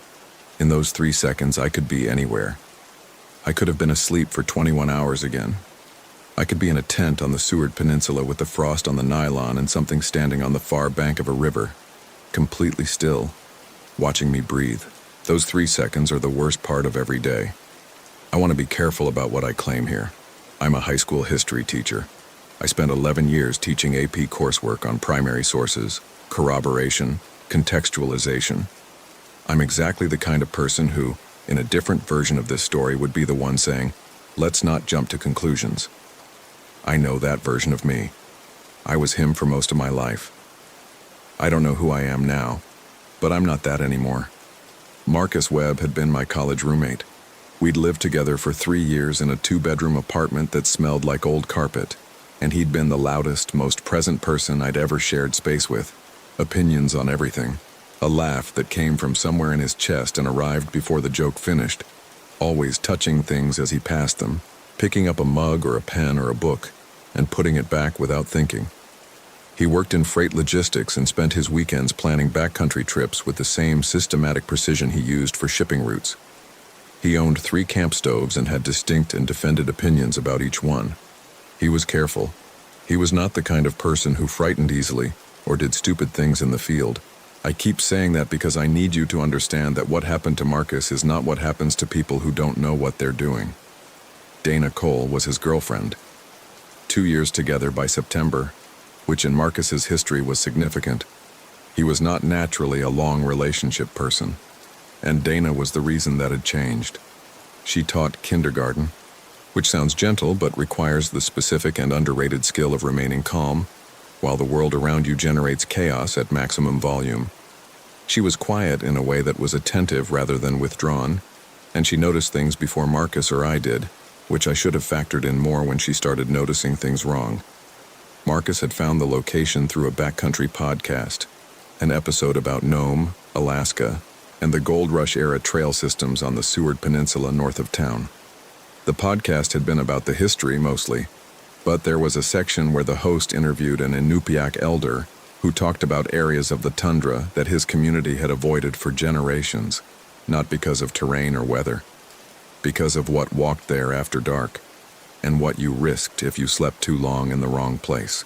Marcus had mentioned this to me with the tone he used for folklore. Engaged but bracketed, the way you talk about something interesting that you don't quite endorse. He wanted to camp in the area for a week. He had GPS coordinates for a river bend about 60 miles north of Nome that looked, on satellite imagery, like a natural shelter. I said yes. I say that clearly. I said yes without hesitation. I don't lay this at Marcus's feet. We flew into Nome on September 22nd. It sits on the southern coast of the Seward Peninsula, right on the Bering Sea, and in late September it is not the Alaska you see in photographs. No mountains of dark pine, no dramatic granite faces. Nome is flat and salt-weathered, the tundra around it gone a particular shade of rust brown by the end of summer. The wind off the Bering Sea, the kind that gets in through every gap in your collar and sits there. We stayed one night at a hotel on Front Street and drove out the next morning. Before we left, we stopped at a gas station to top off the tank on Marcus's F-250. The station was on the edge of town, small, with a single pump island. An older Inupiaq man was sitting in a folding chair outside the entrance, dressed for the cold, watching the street. He watched us the way people in very remote places sometimes watch strangers. Not unfriendly, just without the social performance of ignoring you that people in cities do by default. Marcus went inside to pay. I was standing by the truck. The old man looked at me for a moment and then said, without particular emphasis, "You going out, Cougarock?" I said we were. "How far?" I told him approximately. He nodded slowly. He had the hands of someone who had worked outdoors for 60 years, rough and deliberately still in his lap, and he was looking at the horizon rather than at me when he spoke again. "The river bends in two places up that way. Stay on the east side of the second bend." He paused. "Don't camp on the west side." I asked why. He looked at me then, directly. "The ice moves wrong on that side, has for a long time." Marcus came out of the station and the old man went quiet, the way he had arrived at speaking, without performance, without transition. We got in the truck and I mentioned it as we pulled onto the road. Marcus nodded and repeated the phrase, "The ice moves wrong," with the tone that meant he was filing it away rather than dismissing it. Dana, in the back seat, said, "We could go back and ask him more." "We're fine," Marcus said. "He was telling us something real about that place. We'll stay on the right side." We didn't go back. The Cougarock Road is 60 miles of gravel that does things to the suspension of a truck, the way years do things to a spine, each pothole taking something imperceptibly small. On both sides, tundra rolled to the horizon without interruption. The sky was a flat particular gray that felt lower than sky should feel, and by 11 a.m. the light already had the quality of late afternoon. We were losing several minutes of daylight per day at that point. By mid-October, Nome would be down to fewer than 10 hours of light. We'd arrived just before the real diminishment, but you could feel it coming in the way the light landed, tentative, already apologizing for leaving. We found the river bend at 1 p.m. Marcus had gotten it exactly right. The bend created a natural windbreak on two sides. The ground was elevated and well drained, and from a high point about 200 meters east you could see for miles across the tundra. We set up in 40 minutes. Marcus and Dana in one tent, me in the other. I checked my phone out of habit. No signal, which we'd expected. The satellite map worked offline. Marcus's GPS unit, a separate dedicated device, showed our position correctly on the topo. We ate at dusk and were in the sleeping bags by 8 o'clock. I put one earbud in, found a downloaded podcast, and was asleep within minutes. That first night I slept 8 hours. Woke at 4 in the morning to complete silence and the Milky Way visible through the mesh of the tent ceiling. 8 hours, normal. I remember feeling good about that, the specific satisfaction of sleeping well in the backcountry. Day 2 was as clean as day 1. We hiked out along the ridgeline, roughly 8 miles total, and the tundra was empty in the vast and specific way that Alaska's open country is empty. Not barren, not dead, just scaled to something larger than humans. A pair of ptarmigan flush-spotted in white from 30 feet. One Arctic fox, far off, trotting somewhere with the deliberate nonchalance foxes have. The GPS tracked clean. The weather held. 2 things happened that second night that I didn't weight correctly at the time. Dana mentioned at dinner that her compass had been giving intermittent trouble during the hike. the needle swinging about 30 degrees off true and then self-correcting, and doing it repeatedly at the same location, a low depression between two ridgelines. She had two compasses and both misbehaved at that spot. Marcus offered magnetic anomaly in the bedrock, which is real. I agreed, which was easy, because it is real. Then the campfire. Marcus got it started without trouble, but it went out twice in the first hour. No wind gust, no rain.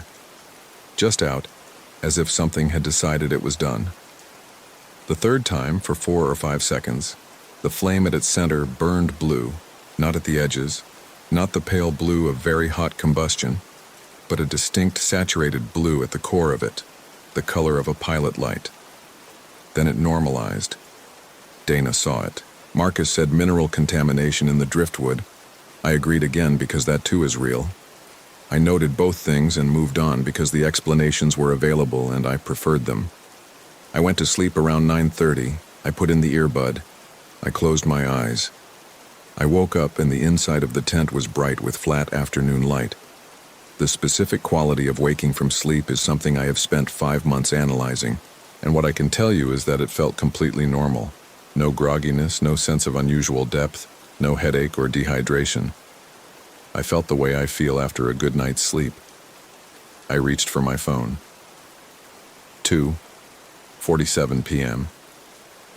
I lay still for a long time looking at that number. I had gone to sleep at 9:30 in the evening. It was now 2:47 in the afternoon of the following day. 17 hours. I had no memory of waking, of moving, of anything between closing my eyes and the moment I was now in. I got out of the tent. Marcus and Dana were sitting by the dead fire with their coffee. Both of them had the look of people who had been sitting somewhere long enough that the sitting had become its own kind of waiting. Marcus was staring at the middle distance. Dana had her knees pulled up, her coffee mug in both hands, not drinking from it. "What time did you get up?" I asked. "About an hour ago," Marcus said. "So around 2 in the afternoon." "Yeah," I said. "Marcus, we went to sleep at 9:30 last night." He looked up at me. "I know. We went over it carefully, the way you do when the numbers don't add up and you keep expecting to find the arithmetic error." His watch, a mechanical automatic, no battery, matched our phones.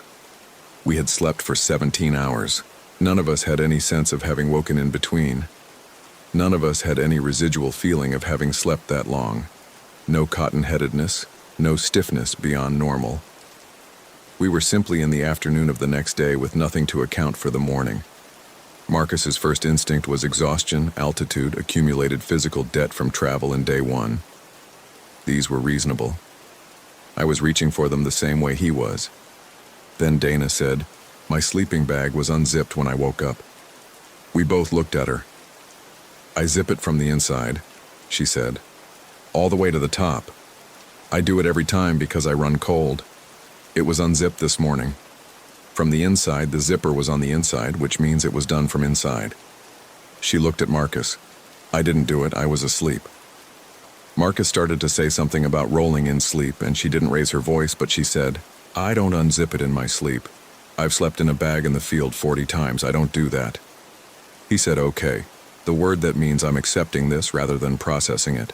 We hiked short that third day. Marcus said by mid-afternoon he wasn't feeling right. Not sick, just something he couldn't name. A kind of imprecision to his thinking. We went in early. We decided to sleep early and try to bank hours. 9 o'clock, sleeping bags. I set a watch alarm for 6 a.m. The alarm didn't go off at 6 a.m. Or if it did, I didn't hear it. I woke at 5:17 p.m. 20 hours. Dana's bag was unzipped again. Nobody spoke for a while. We stood outside the tent in the dying light. Sunset was coming earlier each day, and today it looked like 6 p.m. would be generous. And the wind off the ridge was steady and cold, and the tundra around us was absolutely empty in every direction. Then Marcus said he was going to walk the perimeter. 30 minutes, look around. Dana said, "No, we go together, and we don't go far." He looked at her for a moment, and the look he gave her was still Marcus. "I want to be careful about the timeline. About when Marcus started being something else, and at this moment he was still Marcus. He was uncertain and slightly defensive and trying to project calm he didn't feel, which is a very Marcus combination of things. He said, "Okay." We went together. We walked roughly half a mile in a loose circle, staying within sight of camp. The tundra was silent in a way that I noticed this time because it hadn't been silent in quite the same way before. The first 2 days there had been sound. The ptarmigan calls, the river, the sedge moving in the wind. Now the only sound was the river and our footsteps, and the sedge was still. No bird sound at all. Dana stopped walking. She was pointing across the river. The west bank was maybe 60 yards away across shallow, fast-moving water. Something was standing on the bank. I looked at it for 10 full seconds before I could make sense of what I was seeing, and even then I couldn't entirely. It was tall, taller than a person should be, or at least it seemed so, though the flat light at dusk is bad for scale. It was thin. It was completely still facing us. It had what might have been clothes or might have been a quality of texture I couldn't identify. No pack, no equipment, no explanation for a person being out there. Marcus raised his phone and tried to use the camera's zoom. The phone froze. Screen went black. He power cycled it, and by the time the camera opened again, the west bank was empty. Nothing moved. The tundra across the river showed no retreating figure, nothing disappearing into a fold of terrain. It was just gone. "Person," Marcus said. Not a question. I looked at the bank, looked at the tundra beyond it. The three of us stood there for a moment and then turned and walked back to camp. Dana stopped once and looked back over her shoulder. I didn't. At the fire that night, Marcus got it lit. No blue flames. It just burned low and steady. Dana said, "The old man. East side of the second bend." "We're on the east side," Marcus said. She said, "Whatever that was, it was on the west side." We all looked at the river. Across the water, the west bank was dark. We went to bed. I set 2 alarms on my phone and a third on Marcus's watch. I told myself this was going to be a normal night. 8 hours, maybe 9. We were going to wake up in the morning and make a decision about the trip. I woke up and Marcus was gone. His sleeping bag was in the tent. His boots, his only pair, insulated, the ones rated to -30, were on the tent floor. His down jacket was hanging on the crossbar. His gloves, his wool hat. I lay in my bag for about 30 seconds processing this before I got up and checked his tent completely, going through the irrational motions that the brain makes when it refuses the obvious. He was not in there. His essential cold weather gear was. The overnight temperature had been around 22 degrees Fahrenheit. When I got outside the tent, frost was on the sedge. My breath came out in visible bursts. Dana was already up. She had been up long enough that her expression had settled past the first stage of panic into something controlled and deliberate. She'd already walked the perimeter of camp. She'd already called his name several times in every direction. I checked the time, 6:51 a.m. My alarms had not gone off, or if they had, I had slept through them. I had slept 9 hours. This felt, at this point, like a mercy compared to the previous 2 nights. And the fact that I thought that tells you how calibrated we had gotten. We called Marcus's name for 45 minutes. We called loudly, in every direction, voices carrying out flat across the tundra, in the way sound carries in open country, without trees to break it. We got no response. We got no sound back at all except the river. I was composing in my head what we would need to do. Hike out to a point with satellite signal, call Nome, start a search, when Dana grabbed my arm. He was coming from the west, from the river. He was walking in a straight line toward camp across open tundra, not hurrying, arms slightly away from his sides in the way people hold their arms when they are being very deliberate about their balance or when they are carrying something invisible. He was wearing his thermal base layer. Just that. Bare feet, on frost-covered tundra. I walked out to him fast. He stopped when I got to him, didn't reach for me, didn't change his pace, and he looked at me with eyes that were completely clear. This is the thing I need to explain and cannot fully. The clarity. You expect someone who has spent unknown hours outside in 22 degrees with bare feet to look disoriented, hypothermic, scared. His eyes were clear and steady in a way that was itself wrong. Clarity that didn't belong to the circumstances. I said his name. I said what happened, where did you go? He looked at me for just a fraction too long before responding. Not long enough that you could clock it and say that was a 3-second pause. Just long enough that the rhythm of it was off, the way a voice memo sounds slightly wrong at 1/4 speed. Then he smiled. I had known Marcus Webb for 12 years. I had seen his smile drunk and sober and at 3 a.m. and in grief and in stupid joy. This smile was new.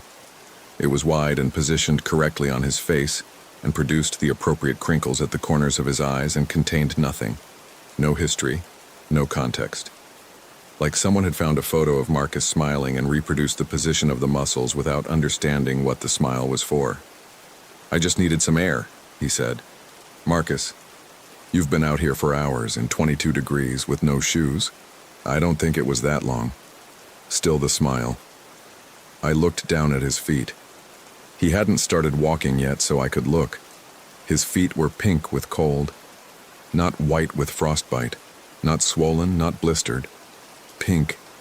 He should have had at minimum early-stage frostbite on his toes after that exposure. His feet were fine. Dana was standing 10 feet behind me. I heard her exhale slowly when she saw his feet. Let's get breakfast, he said, and walked past me toward the camp stove. He was different in ways that were small individually and collectively the most frightening thing I have ever been in proximity to. At breakfast, he ate without speaking. Marcus talked at every meal. 12 years, every meal. He would narrate the food, the conditions, something he'd read, whatever his brain was processing that morning. He was constitutionally incapable of quiet meals. That morning he sat with his eggs and his coffee and moved through both with systematic efficiency and did not speak until Dana asked him how he was feeling.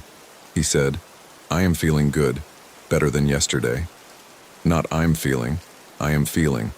I noticed it and shelved it because I was trying to be charitable, trying not to pathologize someone who had just come through something I couldn't explain. But then he did it again, answering a question I asked about whether he wanted more coffee. No, I have enough. Thank you. Every clause complete, every word in its place like things being counted and set out carefully on a surface. Marcus had a verbal style built on compression. Yeah, I'm good. Nah, I'm fine. Don't worry about it. His speech was his personality, loose and quick and carrying everything he'd been thinking at once. This was something else. This was speech as a formal system being applied correctly, without the personality that normally ran through it. I noticed it, but didn't flag it out loud. I was watching him for larger signs of neurological disruption, coordination, eye tracking, confusion. All of that seemed fine. More than fine, actually. He moved with a smoothness that should have been reassuring and wasn't, the way it's not reassuring when a machine does something a person usually does. His blink rate was wrong, too, though I didn't consciously register this until Dana mentioned it around noon. She'd been counting the way kindergarten teachers develop patience for small, sustained observation.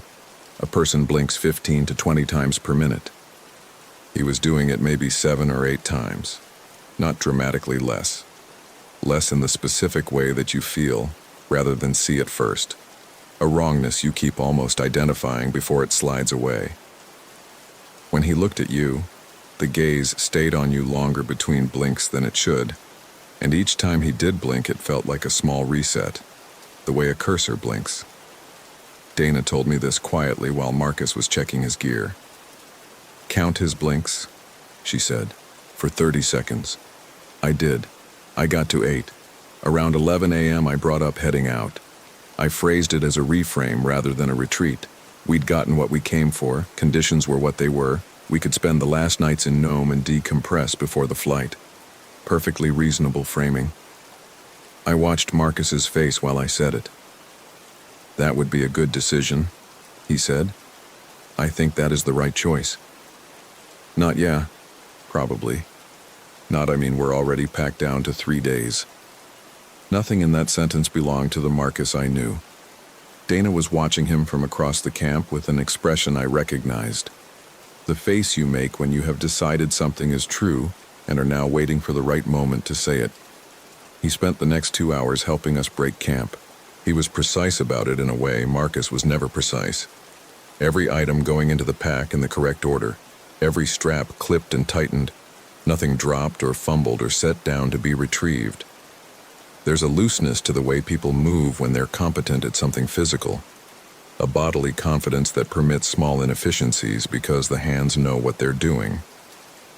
Marcus had always moved that way in camp. This was different. Each action was arrived at by decision. Each movement went directly to its target. Watching it made me think of a quality I associate with machines. Not malevolent, not anything. Just the absence of the extra motion that comes from being human. While he was loading the last bag into the truck bed, Dana got close to me and spoke quietly, her back to him. When I woke up this morning and he was gone, she said, I looked out the tent door, toward the river. I waited. The thing we saw on the west bank, I think it was on our side, near our tent. I felt something in my chest drop, the way temperature drops when a front comes through fast. And then, she said, about an hour later, Marcus walked back from the direction of the river. She didn't finish the sentence with anything. She didn't need to. We need to leave right now, I said. Yes, she said. Marcus looked over at us from the truck bed and smiled. Ready when you are, he said, from 20 feet, without us having spoken loudly enough for him to hear. I told Marcus I wanted to drive, using the excuse of his episode the previous night. He agreed immediately, which the real Marcus would have pushed back on a little. It was his truck, and he was particular about it. He got in the passenger seat without any discussion. Dana took the back. We drove south on the Cougarock Road. The gravel was rough and the truck's suspension handled it the way it always had. But the GPS unit on the dashboard, Marcus's dedicated unit, the one that had worked flawlessly the whole trip, had stopped updating our position. The little arrow representing us sat unmoving on the topo map. I could see the speedometer reading 50 miles per hour. I could feel the road under the tires. The GPS thought we were stopped back at the river bend. I didn't mention it. I watched the road. Marcus sat quietly for about 15 minutes, looking forward, hands on his thighs. Not at his phone, which was unusual. Marcus was always at his phone, checking signal every 10 minutes out of habit even when he knew there wasn't any. Then he said, "You should turn around. We're heading home, Marcus. I think we should go back to the camp." The same uninflected tone, not urgent, not requesting, reporting. "We're not doing that." He was quiet for a moment. Then, "There is still more to see. We should go back. It would be better." I kept driving. Dana's hand found the back of my headrest, not touching me, just there. For another 20 minutes, nothing. The Cougarock Road was doing its work on the suspension, and the light was going gray-yellow with the approach of afternoon, and I was counting distance in my head the way you do when you can't check GPS. We were probably 30 miles from Nome, probably 40 minutes at this speed. Then Marcus said, in a voice that was not his voice and was not quite a voice at all, the cadence and timbre of it wrong the way a recording is wrong, slightly flattened of its third dimension. The ice moves wrong on that side, has for a long time. The old man's exact words. I know they were exact because I had been replaying that conversation for 3 days, and the words were clear in my memory. Dana made a sound. I looked in the rearview mirror. She was pressed against the right side window, face turned toward it, shoulders rigid. I looked at Marcus. For 2 seconds, I am willing to be precise about the duration. His face was not his face. I don't mean his features changed. I mean the organizing principle behind his features was gone. The eyes were positioned correctly, the nose, the mouth, with the remnant of that learned smile. But the coherence that makes a face, the animating intelligence that sits behind the eyes and makes them look out at you, it was absent. What I was looking at was a very good rendering of a face that had no one inside it. Then it snapped back. He was Marcus again, or the version of Marcus that had come back from the river, and he was looking at me with that clear, steady gaze. Dana screamed. Not a scream. The word is wrong. The sound a person makes when they've been trying not to do that for 3 days and something finally gets past the control. Short and sharp, and then cut off. Marcus turned to look at her, and then he moved. There is no warning sign version of what happened next, no way to narrate it that makes it feel like something you could anticipate.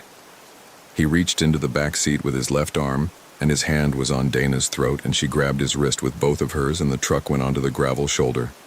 I hit the brakes. Truck stopped. I got out of my seatbelt and had his arm with both hands, and he was not pulling back, not fighting, simply exerting force. The same deliberate, measured precision he'd been using all morning. And the force was extraordinary. Marcus was strong, but not like this, not immovably so, and I was using my whole weight and gaining nothing. Dana's face was going red. Her heels were on the seat. I hit him. I'm not proud of this, except insofar as it worked. I hit him across the side of the head hard enough to feel it in my elbow, and his grip went slack, and he settled back into the passenger seat and looked forward through the windshield. Dana was coughing, crying and coughing. She wasn't unconscious. She would have bruising across her throat for 3 weeks. Marcus sat looking at the windshield. Then he turned to me and said, in his regular voice, with contractions, with inflection, looking at me with eyes that had fear in them, real fear, the kind that belongs to a person. "Ethan." His voice was hoarse. "Something is in here with me." He pressed his hand against his own sternum. "I need you to drive fast. Please drive fast." Then his eyes went flat again, and he turned to look at the windshield and said nothing else for the rest of the drive. I drove to the Nome Hospital because I didn't know what else to do. It was the only idea I had that made any kind of sense inside the situation, and the situation was not a place where much made sense. The ER was small.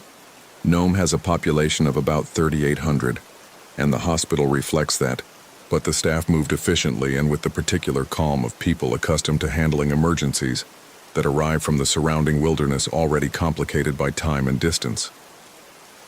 They got Marcus into a room within 20 minutes. Dana was seen in a second bay. Her throat was bruised badly enough that there was visible discoloration across her larynx, and she had a headache from where her head had hit the door window. The attending examined her, ordered imaging to rule out fracture, came back and told us she was structurally fine. I sat in a plastic chair in the waiting area and could not make my hands stop shaking for close to an hour. I became aware of the shaking and kept trying to put my hands flat on my thighs, and they kept shaking anyway. What I told the attending physician was everything. I was aware while I told it that it would sound like the account of someone experiencing a break from reality.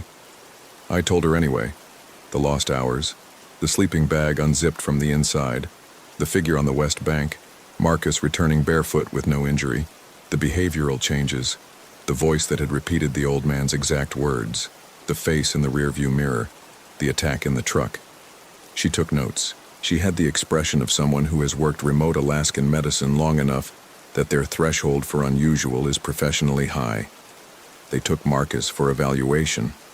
Blood work, neurological screening, CT. They sedated him because he had become agitated in the exam room, which the technician later described to me as abrupt and very sudden. Calm, then not calm, in the space of about 4 seconds, which apparently was more alarming than a gradual escalation would have been. 3 hours later, the attending came to find me. She sat down across from me, which I noticed because physicians usually stand when they have brief news and sit when the news requires more than a sentence. His vitals were within normal parameters. Temperature 97, 2, low normal. His feet showed no cold injury, no frostbite, no tissue damage, no indication of prolonged cold exposure. Blood work in the initial panel had flagged nothing. The CT was clean. And then she said that he had had an episode before the sedative had fully taken hold, that he had needed to be restrained, that the nurse who had been in the room with him had been injured. She said this in the tone of someone who has decided that clinical directness is a form of respect. Bitten, she said, on the forearm and hand, deeply, hard enough that the nurse had required suturing in several places. She said the nurse was fine, that she had been treated immediately. She said all of this, looking at me steadily. They kept Marcus overnight. They arranged for a behavioral health evaluation in the morning. Dana and I got the same room back at the hotel on Front Street.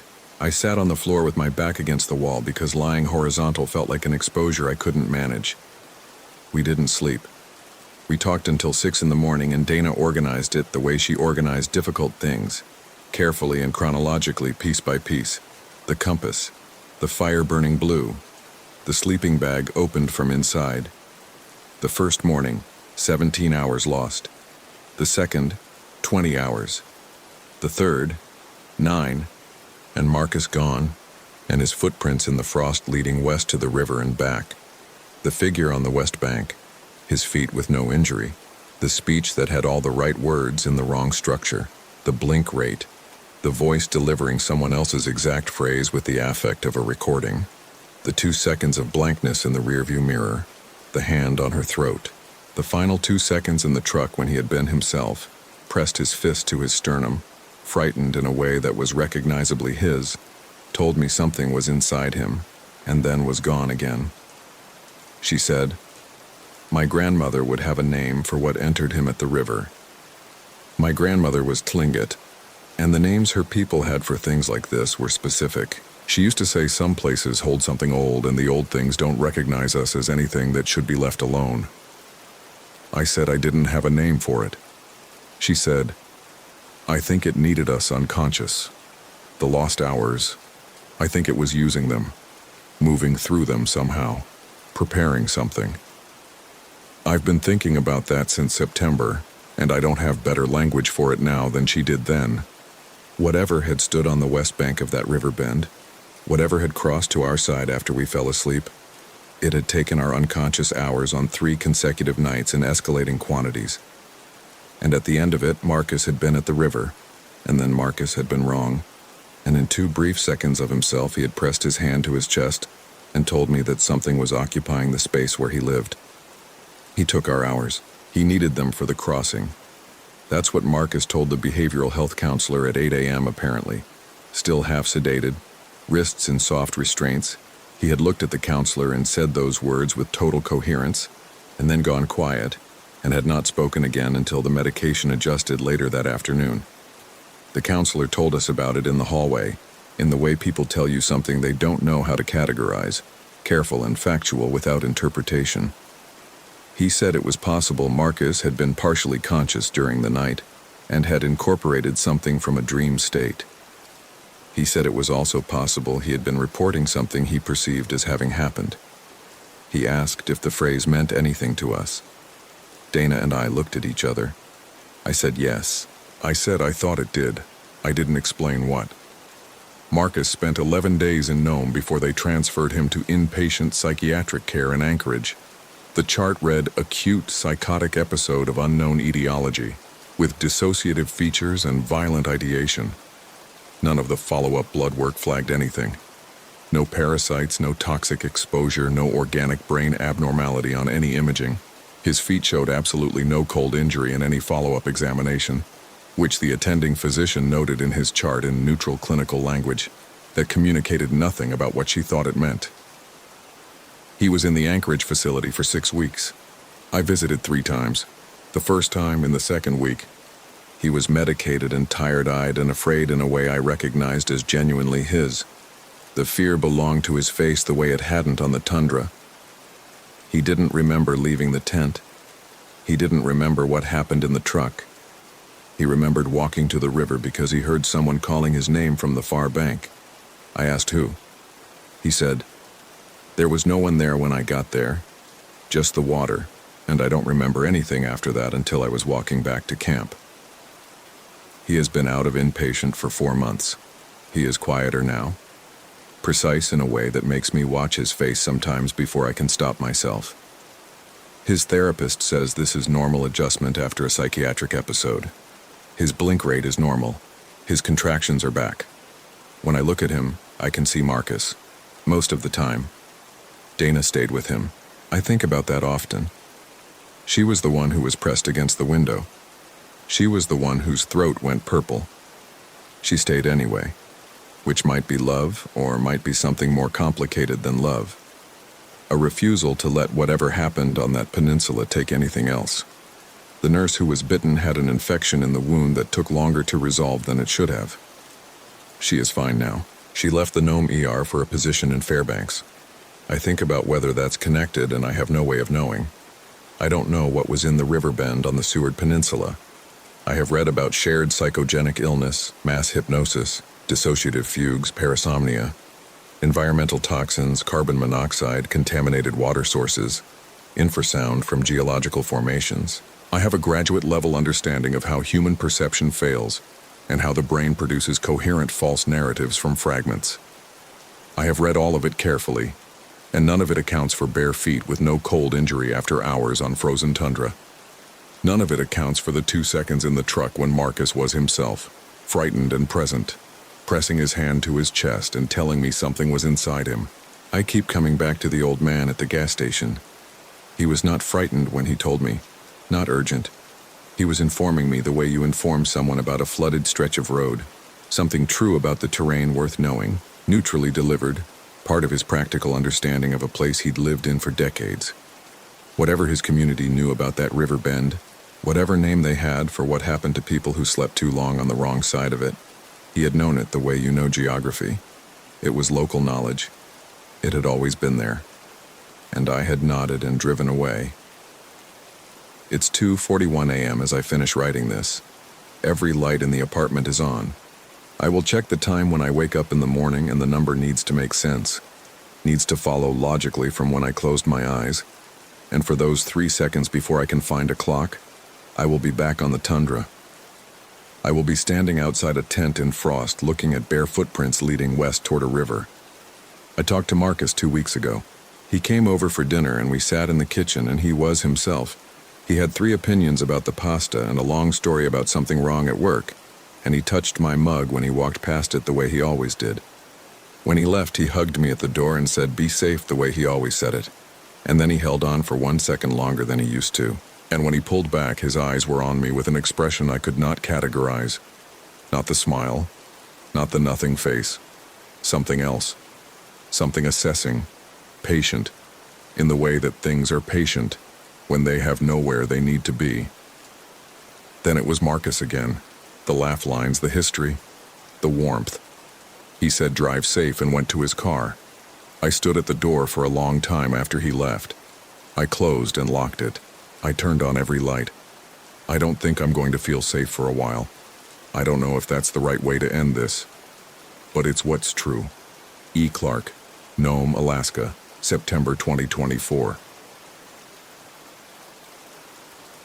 My name is Megan Lee. I'm 35 years old and I teach 3rd grade at Barton Hills Elementary in Austin, Texas.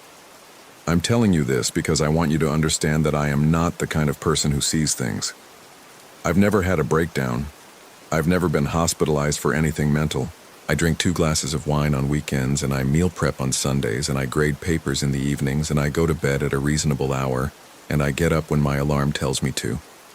That is who I was before Big Bend. I'm not sure who I am now. This happened in October of last year. I've been trying to write it out for months, not because I think it will help, exactly, but because my therapist suggested it. She said it might help me organize the experience. I'm not sure it's helping. But here it is, the way I remember it, as accurately as I can get it. My younger brother Cole had been talking about Big Bend National Park for 2 years. He was a wilderness photographer, freelance, barely making a living, but genuinely good at it. His photos of the Guadalupe Mountains had been picked up by Texas Monthly the previous spring, and that small success had convinced him he could make real money shooting Chihuahuan desert landscapes. He wanted the rock formations at Ernst Tinaya specifically. He'd shown me the photos online, huge carved stone pools at the end of a canyon, water-worn granite shaped by centuries of flooding into something that looked almost anatomical, like the inside of a living thing. He called them the best-kept secret in Texas. He said this at least 7 or 8 times over the preceding months, and each time he said it with the same fresh conviction, like he was discovering it again. Marco, my boyfriend, had 3 days off in October and agreed to come. Marco is is an electrician, practical, patient. He tolerated Cole's enthusiasm the way you tolerate a golden retriever, with genuine affection and occasional exhaustion. He and Cole got along in the easy way that people get along when they don't have much in common, but both loved the same woman. They watched football together when they had to, and they talked about food, and that was mostly enough. We rented a Class C motorhome from a place in San Antonio. Nothing special. A 24-foot Sunseeker with a slow leak in one of the overhead cabinets and a generator that smelled like burning rubber when it ran more than an hour. Cole drove the whole way from San Antonio to the park, 9 hours, talking almost continuously about rock formations and golden hour photography, and a podcaster named Kyle, who'd done an episode on geological anomalies in the Trans-Pecos. Marco sat in the passenger seat and made interested sounds at appropriate intervals. I sat in the back and read and occasionally told Cole to slow down when he started drifting over the center line. We arrived at Rio Grande Village Campground on a Thursday afternoon. The campground sits near the southern edge of the park, close to the Rio Grande. The Chisos Mountains rise to the west, and in the late afternoon they go purple and sharp-edged, and you understand immediately why people come here. The campground itself is not beautiful. It's gravel and designated spaces and a bathhouse that smells of mildew and a cinder block camp store that closes at 5. But you pay for what surrounds it. We got Site 17. Our neighbors at 16 were a couple from New Mexico, with a fifth wheel the size of a small apartment and a dog that barked at nothing for 20 minutes and then went completely silent. The dog's name was either Tucker or something else. I decided Tucker. That first evening was easy. We set up the awning and Cole immediately started charging his camera batteries.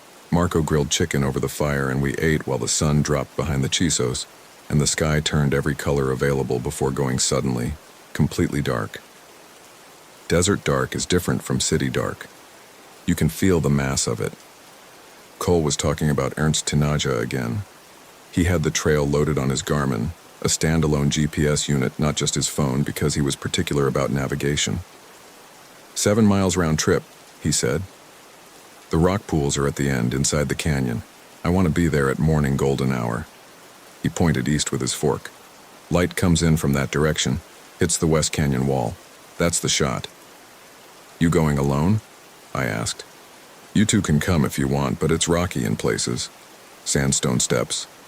He said it without particular emphasis, but I heard the thing underneath it, the quiet assumption that I'd be the one who couldn't manage it. I have trouble with heights sometimes, and tight, enclosed spaces. Not panic attack bad, just uncomfortable and silent bad. Cole had seen it once 3 years before in a slot canyon in New Mexico, and he'd been gentle about it, but he'd filed it. I'll see how I feel in the morning, I said. We played cards after dinner and Marco beat us both at gin rummy 3 games running, which he does every time and which never stops surprising Cole. We went to bed around 10. The RV was comfortable enough. I slept in the queen berth over the cab while Marco took the main bed in back and Cole unfolded the dinette. I didn't sleep well. This is important. I'm a person who sleeps fine in strange places usually, but that night I woke up at least twice for no reason I could name. Just opened my eyes in the dark and lay there listening. The desert at night is not quiet. There were insects and a distant coyote at some point, and the generator noise from someone else's rig cycling. But it wasn't that keeping me awake. It was more like I kept waking expecting to hear something that wasn't there. An absence that felt wrong rather than right. The second time I woke, the campfire was still burning outside. Low orange in the grating. Cole hadn't put it out. I watched it through the curtain over the cab window and told myself to go back to sleep. In the morning, Cole was dressed and packed by the time I came down from the cab. He was eating a granola bar standing up. I'm leaving now, he said. Come if you want. I'll be back around noon, 1 at the latest. Cell service out there? Marco asked from the back. Spotty, but I've got the Garmin. He looked at me. You coming? Go, I said. Take good pictures. He kissed me on the top of my head. He's 9 inches taller than me, always has been, and went out the door, and we heard his boots on the gravel. And then the sound absorbed into the desert and there was nothing. By 1 in the afternoon, we hadn't heard from him. We weren't worried yet. He'd said noon or 1. Cell service was bad. We knew this. Marco texted him twice, and I texted him once, and we went on a short hike to the Rio Grande overlook and came back, and I graded math worksheets and Marco read. At 3, Marco texted again. Nothing. At 5, 4 hours past his estimated return, Marco walked to the ranger station. The ranger on duty was a woman named Connie Delgado. Late 40s, efficient, with the manner of a person who has handled a lot of worried families and has learned to be calm without being dismissive. She wrote down Cole's description: 6'1", brown boots, gray fleece, black camera bag, Garmin GPS unit, no medical conditions. Ernst Tinaja Trail? She said. Yes. She nodded in a way that wasn't reassuring and radioed something I couldn't quite hear, and 2 other rangers were notified within the hour. They didn't find him that evening, or the next day. I'm going to skip over the texture of the next 2 days because they were mostly waiting, and waiting of that kind is its own particular suffering. Not acute, but sustained, like a low sound you can't locate. We stayed in the RV. We gave statements. Ranger Connie came by twice daily. A search team worked the Desolation Canyon area and the Ernst Tinaja Trail and surrounding washes. They found Cole's footprints going in. They found a granola bar wrapper at the trailhead. They found no Cole and they found no Garmin. The couple at Site 16 left on the first afternoon of the search. They packed their fifth wheel efficiently and quietly and drove out without making eye contact with us. Tucker or Fucker watched us from the window as they pulled away. I've thought about that dog sometimes since then. The fact that it barked at nothing on the night we arrived and then went completely silent. Animals do that. It probably means nothing. A family from San Antonio took Site 16 the following day. Parents in their 40s. 2 teenage girls who spent most of their time on their phones. A small pop-up camper that seemed underdressed for the desert nights. The mother, a woman named Gloria, came over once to ask if there was anything she could do. I said we were okay. She brought a foil tray of tamales anyway, left it on our camp table without another word, and went back to her site. We ate them for dinner that night and didn't speak much. The search coordinator, a ranger named Vasquez, who I never quite got a full name from, told us on the second afternoon that the canyon system in the Desolation area was more complex than it looked on maps. He spread a topographic printout on our camp table and showed us with his finger. The main Ernst Tinaja Trail was easy and well marked, but the branching canyons off the main wash were another thing entirely. Walls that looked like open passages closing off 10 yards in, ledge systems that went horizontal as well as vertical, rock that didn't hold boot prints the way soil would. He said they had 3 search teams totaling 11 people, and they were being systematic. He didn't say they were confident. I noticed he didn't say that. On the second day, I noticed the food. Marco opened the cooler in the morning, and there was a smell. Not strong, but wrong. Sweet and stale layered together. The sausage had gone gray in a way that didn't match the temperature or the time we'd had it. Marco checked the ice packs. They were still cold. He threw the sausage away and said nothing about it. That second night without Cole, our campfire did something strange. We'd had small fires both previous evenings, standard campground wood from the store, normal orange-yellow flame. That night, Marco lit it the same way, and for a while it burned normally, and then over maybe 20 minutes the color shifted. Not dramatically, but the center of the fire, where it was hottest, burned with a faint blue-green tint. Like a gas flame. Like copper burning. We both watched it. Marco poked at it with a stick and the color went back to orange. We didn't say anything about it until we were inside. And then Marco said, "That was strange." And I said, "Mineral content in the wood, maybe." And we let it sit there. I later asked a friend who knew about fires. She said she'd never heard of that happening from minerals alone. The third morning I woke up with my sleeping bag unzipped. I sleep with it zipped to my waist always, even when I'm hot. It's a habit that's mine and I don't apologize for it. Marco knows this. That morning the bag was unzipped fully, laid completely open. The zipper pulled its full length. I looked at the zipper mechanism. It was intact, nothing wrong with it. I put it in the category of unexplainable but surely mundane and climbed down from the cab. The GPS failed on the afternoon of the third day. Not the cell service, the actual location function. My map app showed a spinning wheel where my position should have been. I restarted 3 times. Marco tried his phone. Both of us were showing us somewhere deep in the park, miles from the campground, in a blank space on the map labeled only Chihuahuan Desert. Ranger Connie said GPS bounced unpredictably in the canyon systems. She'd heard of it before. It would sort itself out. It sorted itself out about 6 hours later. The same evening, the GPS still down, the light going orange across the desert floor. I heard Cole.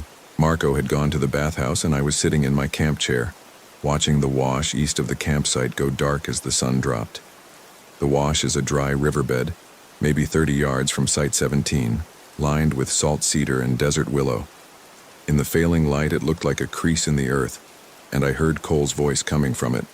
Not shouting, not calling for help, just talking, the way you talk to someone standing right next to you. The tone of it, the rhythm of it. I've known my brother's voice my entire life. I couldn't make out the words, but it was his voice. I stood up and said his name, loudly, twice. The voice stopped. I walked to the edge of the wash and looked down into the sandy bed. Empty. The salt cedar moved in a wind I couldn't feel from where I was standing. When Marco came back, I told him. We walked the wash in both directions with flashlights. We found nothing. A sun-bleached plastic water bottle, animal tracks that Marco said looked like javelina. We went inside. I didn't sleep. That night I also noticed, for the first time, that I was losing track of time in a way that felt wrong. I looked at my phone at what I thought was around 10:30, and it said 2:14 a.m. I thought the phone had malfunctioned. I checked Marco's watch in the morning, the actual analog one he wears, and it said the same thing. We'd somehow lost 3.5 hours somewhere between 9 o'clock and whenever we'd fallen asleep. Marco said we must have gone to sleep later than we thought. I didn't argue with him. Cole came back on the morning of the 4th day. I was sitting outside with coffee watching the east turn pink, and Cole just walked out of the salt cedar at the edge of the wash, moving normally, like he'd stepped away for 5 minutes. Dusty gray fleece, scrapes on both forearms, boots dark with dried mud. He walked up to the campsite and sat down in the empty camp chair beside me. "Hey," he said. I started crying before I could stop it, the involuntary kind that happens before you've processed anything. Cole. My God. Where were you? Got turned around in the canyon. Found a place to shelter. I had enough water. He said it evenly, calmly. That was the first thing I noticed. The calmness. Cole is not a calm person. He is energetic and loud, and when he does something wrong, he gets defensive before he gets apologetic. The Cole sitting in the camp chair was quiet in a way that felt deliberate, chosen, like he was performing a version of himself he'd decided was situationally appropriate. I told him I needed to get Marco and notify the Rangers, and he said sure, fine, go ahead. I looked back once as I walked away. He was sitting there with my coffee cup. He'd taken it without asking, which Cole does, but which he would usually do with a grin and a hold-up of the cup in salute, looking east, smiling slightly, at nothing in particular. Ranger Connie came and asked him questions. Cole described getting disoriented in Desolation Canyon after his GPS malfunctioned and finding a rock overhang to shelter under. He said he had water from a natural tank he'd found, a rock pool fed by recent rains.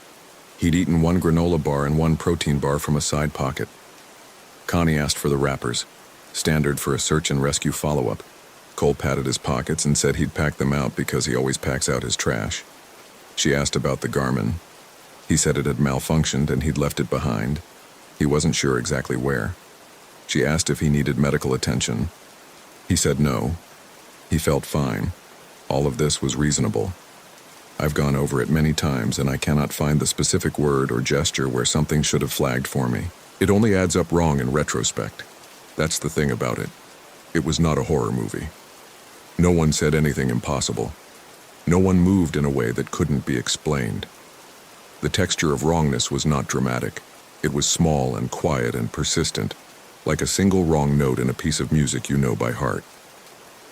There was one moment during Connie's questioning that I filed away, and only understood later. She asked him about wildlife he'd seen in the canyon over the 3.5 days. Standard question. It helps establish that a person was where they say they were, correlates with season and location. Cole said he'd seen a curve-billed thrasher on the first morning and what he thought were pronghorn tracks in a sandy section, and a rattlesnake on the second day that he'd given a wide berth to. Connie nodded and wrote something. "Any other animals?" she said. "Ravens," Cole said. And then something happened with his face. The smile came, the bottom half smile, and his eyes went somewhere else for just a second, distant in a way you couldn't quite categorize. Lots of ravens. Connie wrote that down too. She didn't react, but later, walking back from the ranger station, she said something to the other ranger, Vasquez, that I wasn't meant to hear. I caught only 2 words.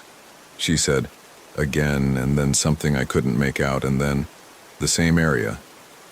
I've thought about those 2 words a great deal. Marco was relieved in a way I hadn't seen from him in years. He hugged Cole for a long time, which Marco doesn't do with other men casually. "You scared us," he said. Cole said he was sorry and smiled. That smile. I've tried to describe it to several people and I keep running into the same problem, which is that any description sounds like nothing. Just a smile. Just a man glad to be back, embarrassed about what he'd put everyone through. But it was there too often. He smiled when I handed him a towel. He smiled when the ranger asked what kind of GPS unit he'd had. He smiled at the sound of a fork dropping on the metal RV step, quickly, reflexively, at the sound itself. He smiled when Marco said, "Let me get you something to eat." Cole has always had a good smile. His whole face opens up with it, eyes crinkling, the full thing. This smile didn't do that. It was just the lower portion. The mouth, moving up at the corners. The eyes staying level and neutral and giving nothing.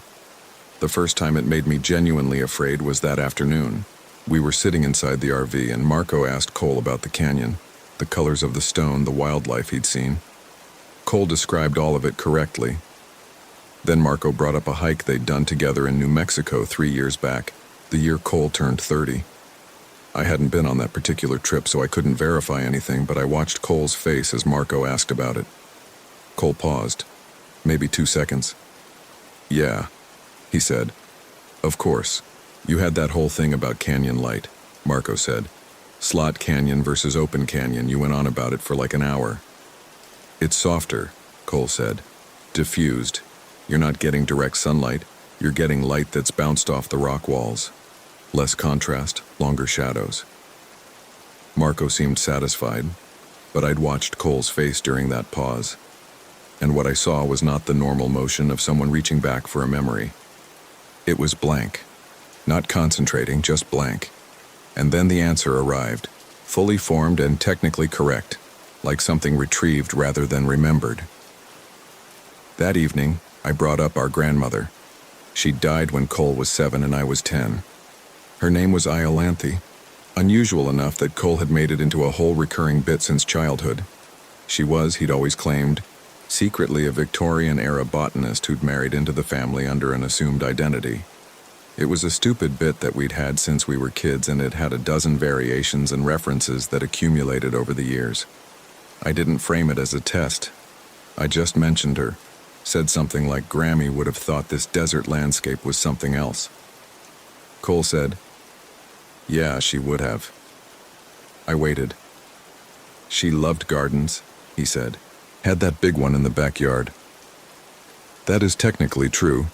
It is also true of probably half the American grandmothers of her generation. What he didn't say was her name. He didn't do the Victorian botanist bit.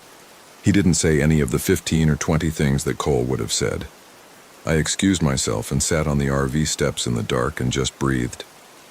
That night I lay in my sleeping bag and thought very carefully about what I believed. I believed Cole had been missing for 3.5 days in a remote desert canyon. I believed Cole had come back, walking and talking and answering questions and moving through the world. I believed something was wrong, not mentally ill wrong, Not trauma wrong. Wrong in a way I couldn't name and couldn't quite get hold of. The mind does things to people who've been alone under extreme conditions. I knew this. Dehydration and heat and fear can produce dissociation, memory gaps, personality changes. I had no way of knowing what 3 days alone in Desolation Canyon had done to him. I zipped my sleeping bag to my waist. In the morning it was open again, all the way like the night before. I texted a friend in Austin who has good instincts about people and told her Cole was back and something was wrong with him. She texted, "Wrong how?" I explained as best I could. The smile, the pause, the grandmother. She wrote back, "Could be dissociation. People come back from survival situations different. Get him to see someone when you're home." I wanted to believe that. I was working hard at believing it. On the 5th morning, on our last full day in the park, Cole said he wanted to go back to Ernst Tenaya. Cole, no. I left my Garmin out there, $300. He was patient. That patience again, chosen, deliberate. And I didn't get any shots. The whole point of this trip is done. You nearly died. I got lost. I had water and shelter. I wasn't in danger of dying. No defensiveness, no wounded tone. Just a calm, flat statement. Marco looked at me, then at Cole, clearly wanting things to return to normal and genuinely uncertain what normal was anymore. "You could show the Rangers where you were," Marco offered. "Close the loop on the report." "Come with me," Cole said. He said it to both of us, but he looked at me. "Come see the rock pools. You've never seen them." The way he said it sat wrong. There was something under the patient tone, a pull, a pressure, like something that had been planned and was now being executed carefully. I could feel Marco wanting to give Cole the benefit of the doubt because Cole had just been through something, and we all wanted to be normal again and none of us knew what was happening. "Let's just leave in the morning," Marco said quietly. "Rest up today. Drive out early." Cole looked at Marco for a moment. That look. Neutral, assessing, like a problem being evaluated. "Okay," he said, and smiled. We drove out the next morning. Cole rode in the back and mostly slept or seemed to sleep, eyes closed, completely still, breathing regularly. He gave his report to Ranger Connie before we left. There were no grounds to hold him. He was a healthy adult who had survived a wilderness incident and was returning home with his family. Here's the part I've been putting off. The night before we left, the 5th night, our last at Rio Grande Village, I woke up at what I believed was around 3 in the morning, sudden waking like a switch. I climbed down from the cab. I don't know exactly why. I just needed to look outside and I couldn't not do it. Marco was asleep in the back. Cole was in the dinette bed. I could see the shape of him under the sleeping bag, the right height, the right mass. I went to the door and opened it quietly and looked out. The wash was lit by a 3/4 moon, bright enough to see clearly. The salt cedar was still, and at the edge of the wash, 30 yards away, standing completely still and facing the RV, was Cole. Gray fleece, right height, right build, looking directly at us. Except Cole was also in the dinette behind me. I stood in the doorway for maybe 10 seconds looking at the figure. It didn't move. It just stood there at the edge of the wash with its face toward the RV, and the moonlight hit the gray of the fleece and I closed the door. I turned around. The sleeping bag in the dinette was shaped correctly. I didn't go touch it. I don't know why I didn't go touch it. I climbed back up to the cab and pulled my sleeping bag over me and did not sleep again. In the morning, Cole was there, waking up, making the normal sounds of someone getting up. He asked if there was coffee. I said I'd make some. I told myself it had been a dream. I told myself I'd sleepwalked to the door half asleep and seen something that the moonlight and my exhausted mind had turned into a person. I told myself this many times on the drive back to San Antonio. I kept telling myself until I half believed it. 2 weeks after we got home, Marco called me. We were doing 4 or 5 nights together a week, the way we'd done for 3 years. This was one of the nights apart. He called at 9:30. "Have you talked to Cole today?" "Not since Tuesday. Why? He called me this afternoon. He wants to go back to Big Bend. A moment of cold in my chest. He said he needs to get something he left in the canyon. Said it was important, and he needed someone to come with him. The Garmin. He already ordered a new Garmin. I know because he sent me a picture of it 2 weeks ago. A pause. He said it wasn't the Garmin. He said he couldn't explain it over the phone. He said it was something he'd found in the canyon and had to go back for. I sat with that. Are you thinking of going? I asked. I don't know. He's your brother, Megan. If something's going on with him, don't go with him. The silence that follows when someone is surprised by your certainty. Okay, Marco said.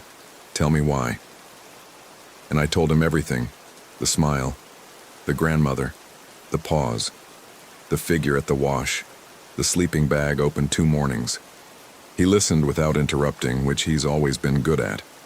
When I finished, he said, I think something happened to him out there, something he hasn't processed. But that doesn't necessarily mean something is wrong with him, I said. Not mentally ill wrong in a different way, a bad way. Don't go. Okay, he said. I won't. Thank you. I love you. I love you too. Don't go with him. 3 days later, Marco drove down to Big Bend with my brother. He texted me from the road in the morning. I know what you said, but he needed someone. We'll be back Sunday. I'll be careful. I stared at that text for a long time. Sunday came and went. I called his phone 40-something times between Sunday evening and Monday morning. Voicemail each time. I told myself spotty service. I told myself he'd left his phone in the truck. I told myself the things you tell yourself. Monday afternoon, I called Ranger Connie Delgado directly. I had her number from the search and rescue documentation. I told her my boyfriend had driven down with my brother on Saturday, was supposed to be back Sunday, and I couldn't reach him. She said she'd have rangers check the trailhead parking area. 45 minutes later, she called back. Marco's truck was in the lot at Ernst Tinaja Trailhead. 2 rangers had hiked the trail and found no one. They were going to extend the search into Desolation Canyon. That was Monday. On Wednesday, Ranger Connie called again. We found your boyfriend. The breath I took in before she finished. He's okay. He's mobile and seems physically uninjured, but he was disoriented when the rangers reached him. We want him seen by a medical professional. He came out of the canyon this morning on his own before the search team got to him. And Cole? A pause. Your brother hasn't come out yet. Is he? We have people looking. We think we know the approximate area. I drove down, 9 hours from Austin, and I stopped twice. Once for gas, once in a Whataburger parking lot in Fredericksburg because I was crying hard enough that I couldn't see the road, and I sat there for 15 minutes in the parking lot with the engine running until I got it under control enough to drive. I found Marco at the visitor center near Panther Junction. He was sitting in a plastic chair with a paper cup of something hot and a Mylar blanket over his shoulders, even though it wasn't cold. A park paramedic was talking to him. He looked up when I came in. He looked like Cole had looked when Cole came back. That same reduction. Something that should have been moving, staying still. But different from Cole because when Marco saw me, his face moved correctly. His eyes moved correctly. He stood up and I went to him and he put his arms around me and he smelled like dried sweat and rock dust and something faintly mineral that I hadn't smelled on him before. I've got you, I said. I'm here. Something is wrong with Cole, he said into my hair. I know. No. He pulled back to look at me. His eyes were red-rimmed and his hands when he held my arms were not quite steady. Not like, something is genuinely wrong with him. Something that isn't a psychological thing. Tell me. We went into the canyon and he took me to this hollow. A deep overhang, maybe 20 yards back into the rock, shaped like... It went further than it looked. You kept thinking you were at the back wall and then there was more. And on the back wall there were marks. Marks. Carved into the stone. Not graffiti, not letters. Shapes. Irregular, but repeated, like a pattern. And Cole started photographing them methodically, not talking, not excited, just working, like it was a job he'd been given. He stopped. What happened then? I went closer to look and the air changed, like a pressure drop, like going from ground floor to altitude in a few seconds, that thing in your ears. And then I heard. He stopped again, looked at the floor. Marco, I heard your voice coming from the back of the cave, saying my name, saying to come further in. He looked up at me. I knew you were in Austin. I was completely clear that you were in Austin, but the voice was exactly yours, exactly the way you say my name. The back of my neck went cold and stayed that way. What did you do? I backed out. I said I had to go, and I walked backward until I was outside. And Cole watched me. That look he has, the assessing thing. And then he said, okay, he'd catch up. He wanted a few more shots. He didn't catch up. He didn't catch up. I held Marco's hands and they were cold. How long were you in the canyon before you found him? He thought about it. Maybe 2 hours. We left the trailhead at 7, I'd say. It's about 3.5 miles in. He paused. But when I came out of the canyon, it was 4 in the afternoon. I looked at him. That can't be right. I know. You were in there 9 hours? I don't have 9 hours of memory, he said. I have maybe 2. He looked at his hands. His knuckles were scraped raw on the right hand, and I hadn't seen him do that. And when I asked him about it later, he said he didn't remember doing it. He thought maybe he'd fallen at some point. He thought maybe he'd crawled through a section of the canyon that required it. He wasn't sure. When you heard my voice, I said carefully, from the back of the cave, what exactly did it say? He was quiet for a moment. It said your name first. Not my name, your own name. Megan. Like you were announcing yourself. And then it said, come in here. It's okay. Come and see this. He paused. The way you actually talk. The rhythm of it. The way you drop the end of a sentence slightly. He looked at me. I know your voice. I know exactly how it sounds. And if I hadn't known you were in Austin, I would have walked straight back into that cave. But you didn't. No. A long pause. But there was a moment where part of me thought that I'd been wrong about Austin, that maybe I'd misremembered, that maybe you'd come down to surprise us. He looked at me with something that might have been shame. That's how good it was. It made me doubt what I knew. I sat with that for a moment. Cole, I said, when you left the cave, what was he doing? Marco thought. Still photographing the wall, very systematic, working his way across it from left to right, section by section. He didn't look up when I said I was leaving. He just said, okay. Another pause. He said, I'll be done soon. And then he said something else, quieter. What? They're almost ready. I didn't ask who he meant. Marco didn't seem to think I should ask either.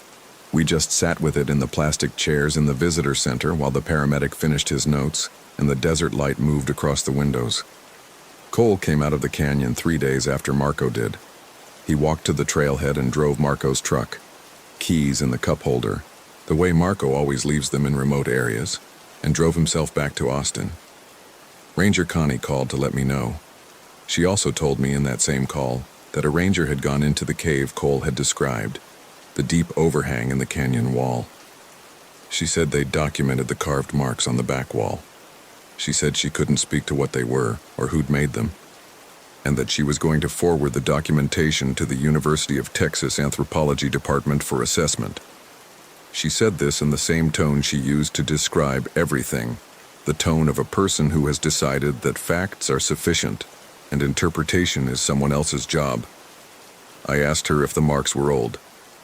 She paused. Some of them appear to be, she said.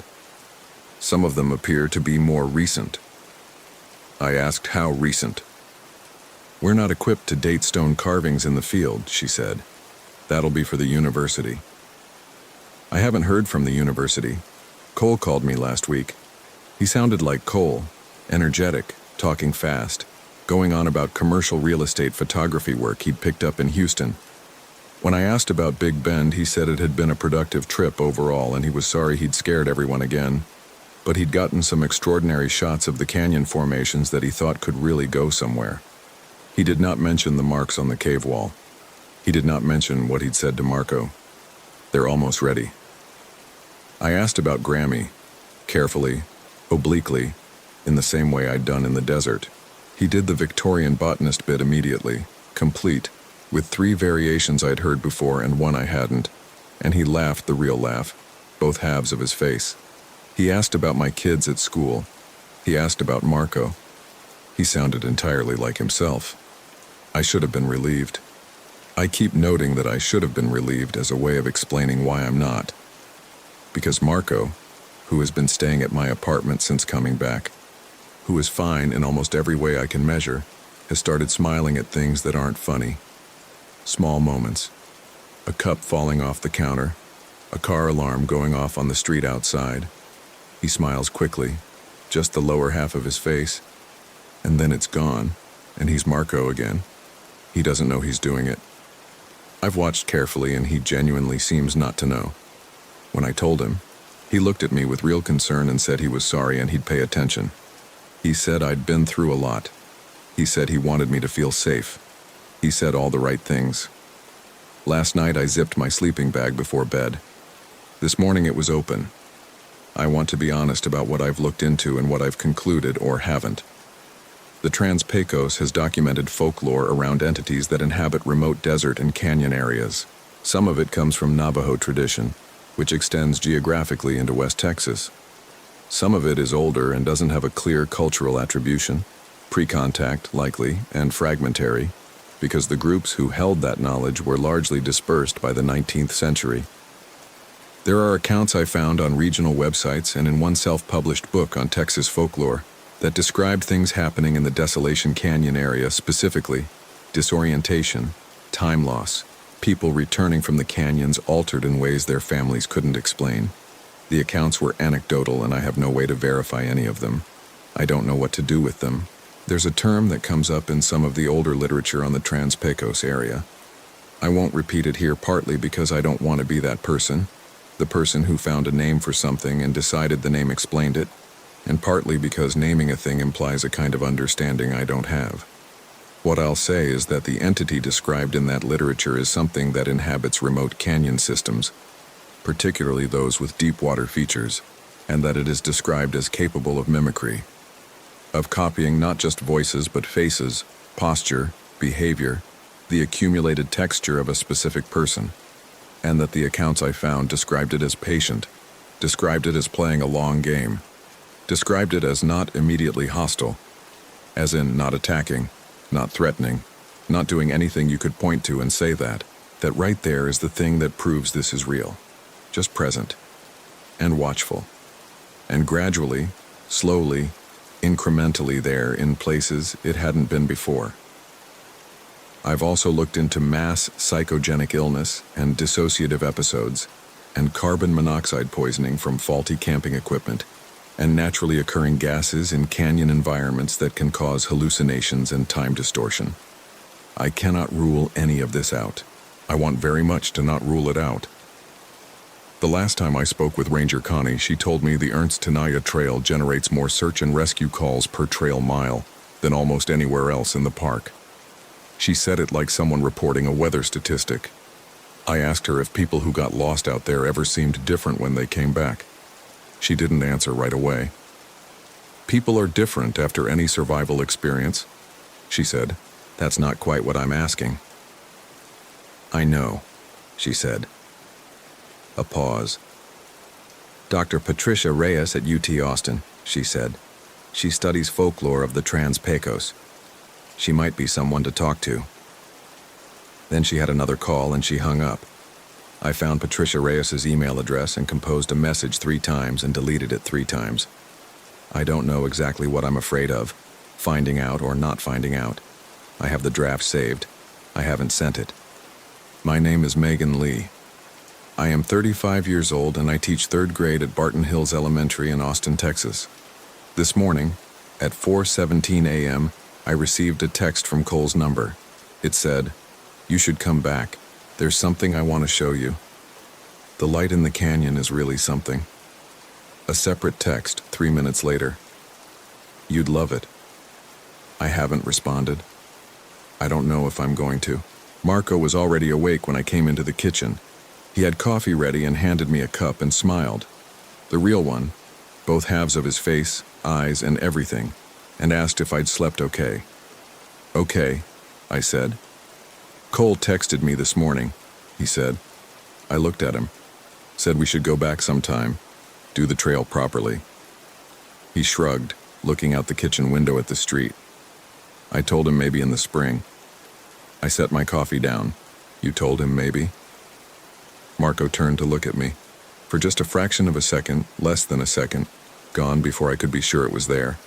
There was something in the lower half of his face. A reflex. A shape his mouth made that wasn't quite a smile, but wasn't quite not one either. Gone. "Yeah," he said. Just being polite.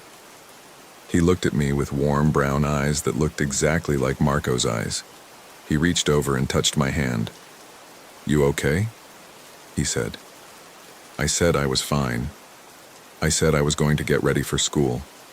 I smiled back at him and I went to the bedroom and I picked up my sleeping bag from the floor and I looked at the zipper.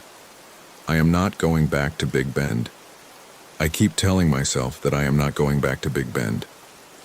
I keep telling myself that whatever is in Ernst Tinaja stays in Ernst Tinaja, and that the person sleeping in my apartment is Marco, and that my brother is my brother, and that there are explanations I haven't found yet. I keep telling myself all of these things, and every time I do, from somewhere underneath, from a place in my chest that has not been right since October, something very quiet tells me that I'm already wrong. This account was submitted anonymously to a Big Bend Wilderness Incident Forum in December 2024. All names have been changed at the submitter's request. The Ernst Tinaja Trail in Big Bend National Park, Texas, remains open to the public. The National Park Service did not respond to a request for comment on reported search and rescue incidents in the Desolation Canyon corridor.